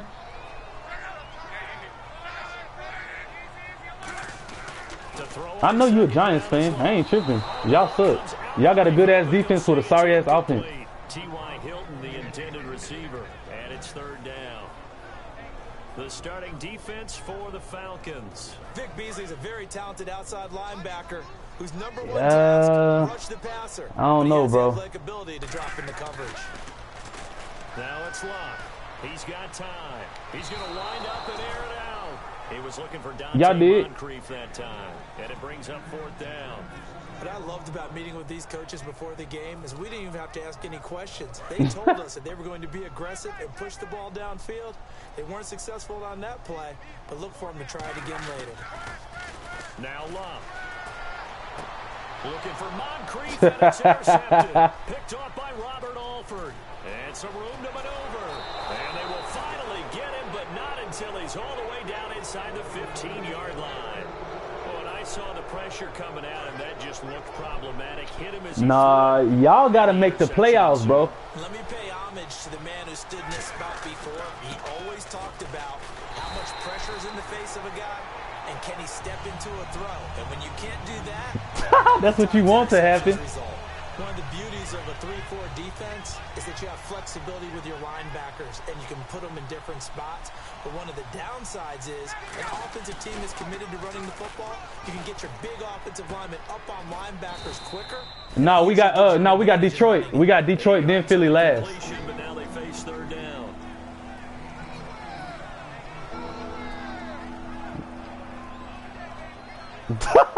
You don't even believe that shit, nigga.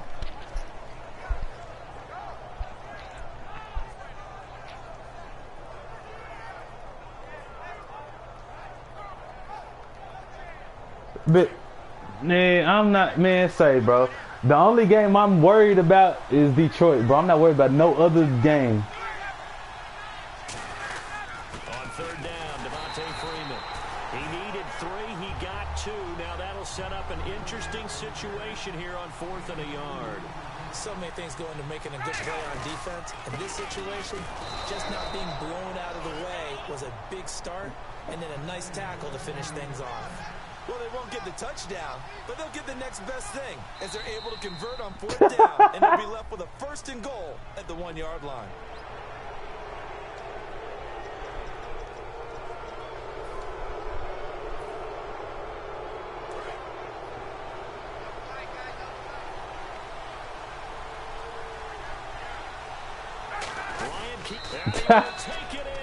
But what you want, man, say?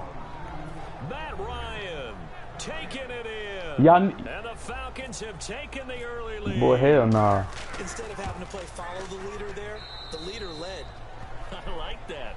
And he likes that, doesn't he? 1st and goal, let me do the job. Because you know when he falls into the end zone after falling behind those big guys who pushed up front, that's a pretty good celebration, isn't it? Gives him a little street cred in the locker room, too, doesn't it? Street cred, and then when they go out to dinner afterwards, he's still picking up the check. And not a bad return here. He gets it out to the 25-yard line. And the Colts offensive unit ready to see what they can do here. And following the interception, we'll see what they can put together on this drive. I can hear my old college coach right now. He always used to tell us before every game, the team making the fewest mistakes will win. What they're hoping is that last mistake is their only one of the game. Gore hit. He lost the football, but fortunately, he's Hey, able to that's recover his Keanu own fumble. Neal. That could have been trouble. The fumble, but they're able to maintain possession. Now it's second down. All I can say about this play is that someone's living right. I mean, he's trying to gain yardage, trying to get upfield. Ball comes free.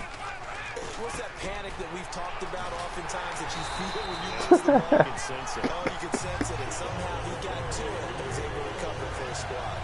There were a couple holes there, partner. Was that zone coverage? That's exactly what it was, Brandon. When you see man-to-man, that defender runs with the receiver. In this case, they were just taking care of their zone coverages, their responsibilities on the field, and the offense found the open space. And he'll be taken down just shy of midfield. He'll get a nice chunk there on the first down run, and it's 2nd and 4. And on the outside, they're playing press coverage. Now on second down, this is Gore. And this time not as successful as he'll get back to the line of scrimmage and no more. Vic Beasley. Boy, hell no. Yeah, oh, hey. Nah, Romo gonna be back in there because Dak gonna rest because we got a first round bye. So you right, Romo is gonna play against Philly. I'm sure that during some of these plays he is mindful of it. Into double coverage and it's intercepted. A great read and it's picked off. And they will set up shop at their own 41-yard line. And now Atlanta will take over on offense. We've discussed a lot this year what they've had going on in the backfield with Freeman and Coleman. Last week, Freeman 15 carries, 2 touchdowns, 56 yards. Coleman right there with him, 12 carries, 49 yards. I like the two-headed tandem that they have. I like what both of them give them. Meaning, Freeman, he plays with such intensity and he pass protects really well. He can, of course, catch the ball in the backfield. Ah, y'all niggas. When there's a space, when there's a sliver, he can turn into Hey, a big I hope you don't think y'all going to the Super Bowl. I hope you don't think the Patriots going to the Super Bowl. In the second half of games. Not only did we just Oh, because you know. Nice gains, but we're also seeing the confidence rise, not just for the guy who caught it. Boy, Patriots ain't going to the Super Bowl. Back-to-back catches here out of the backfield. That can set something up downfield in a later sequence, right? A lot of the time, it starts to draw the defense closer to the Boy, that shit gate in the hole, nigga. What the fuck? Show this swing pass, show this check down. Maybe later on, you heave one deep when you catch him close to the spot. It's a gain of a yard, and it'll set up 2nd and goal. And the D-line pinching together must be expecting the run. On 2nd down, here's Ryan. And he can't hang on. That's definitely going to be one he wishes he had back. Incomplete in the end zone.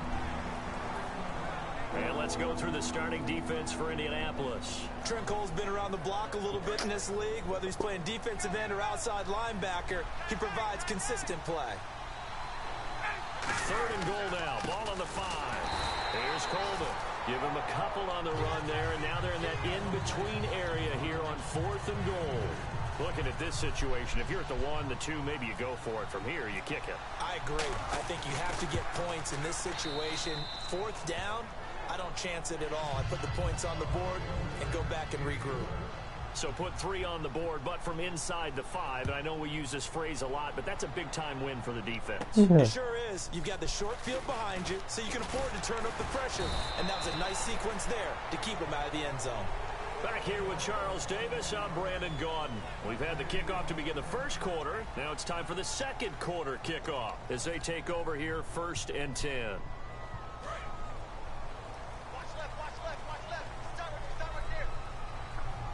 One receiver left is Hilton.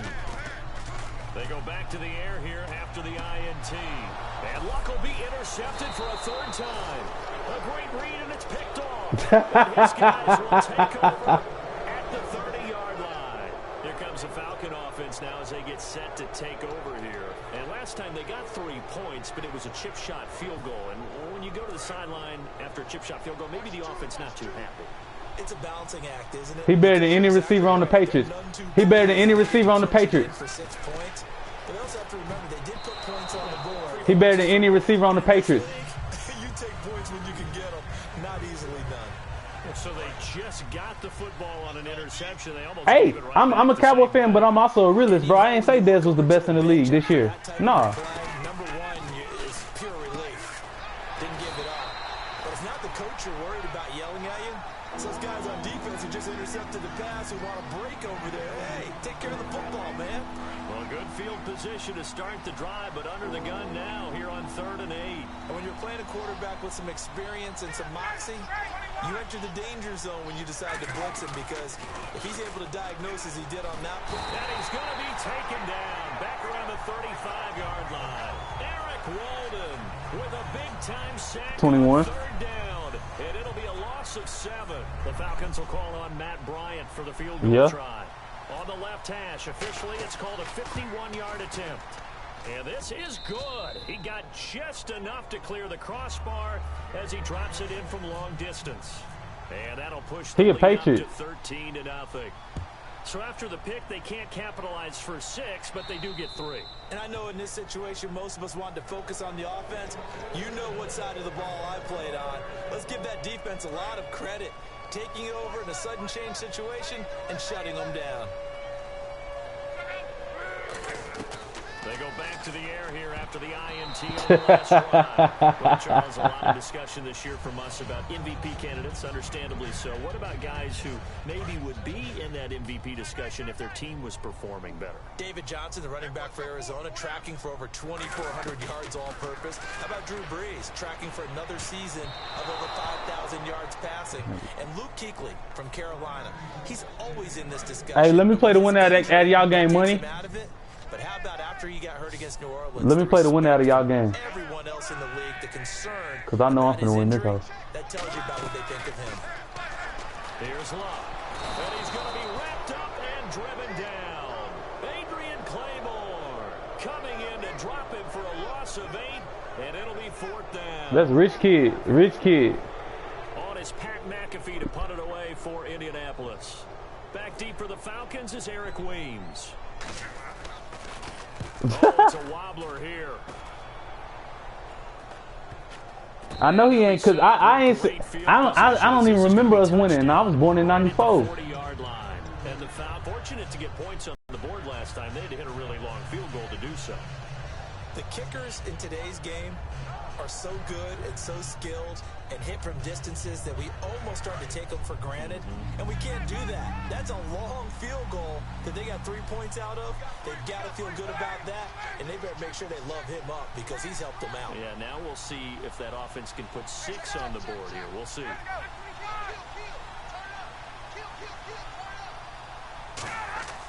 They'll throw on 1st down with Ryan. And Jones has it over the middle. And he's going to get this inside the 30. And for Julio, a.k.a. Quintorris, that's actually his real first name. He had 113 yards in Week 13 and up over 1,200 now for the season. So the a.k.a. is really Julio, then. Right, that's, yeah, I kind of flipped that. I like that. I like how you brought it back around, though. Quintorris. It doesn't matter. Quintorris or Julio, he may be the best receiver in the game because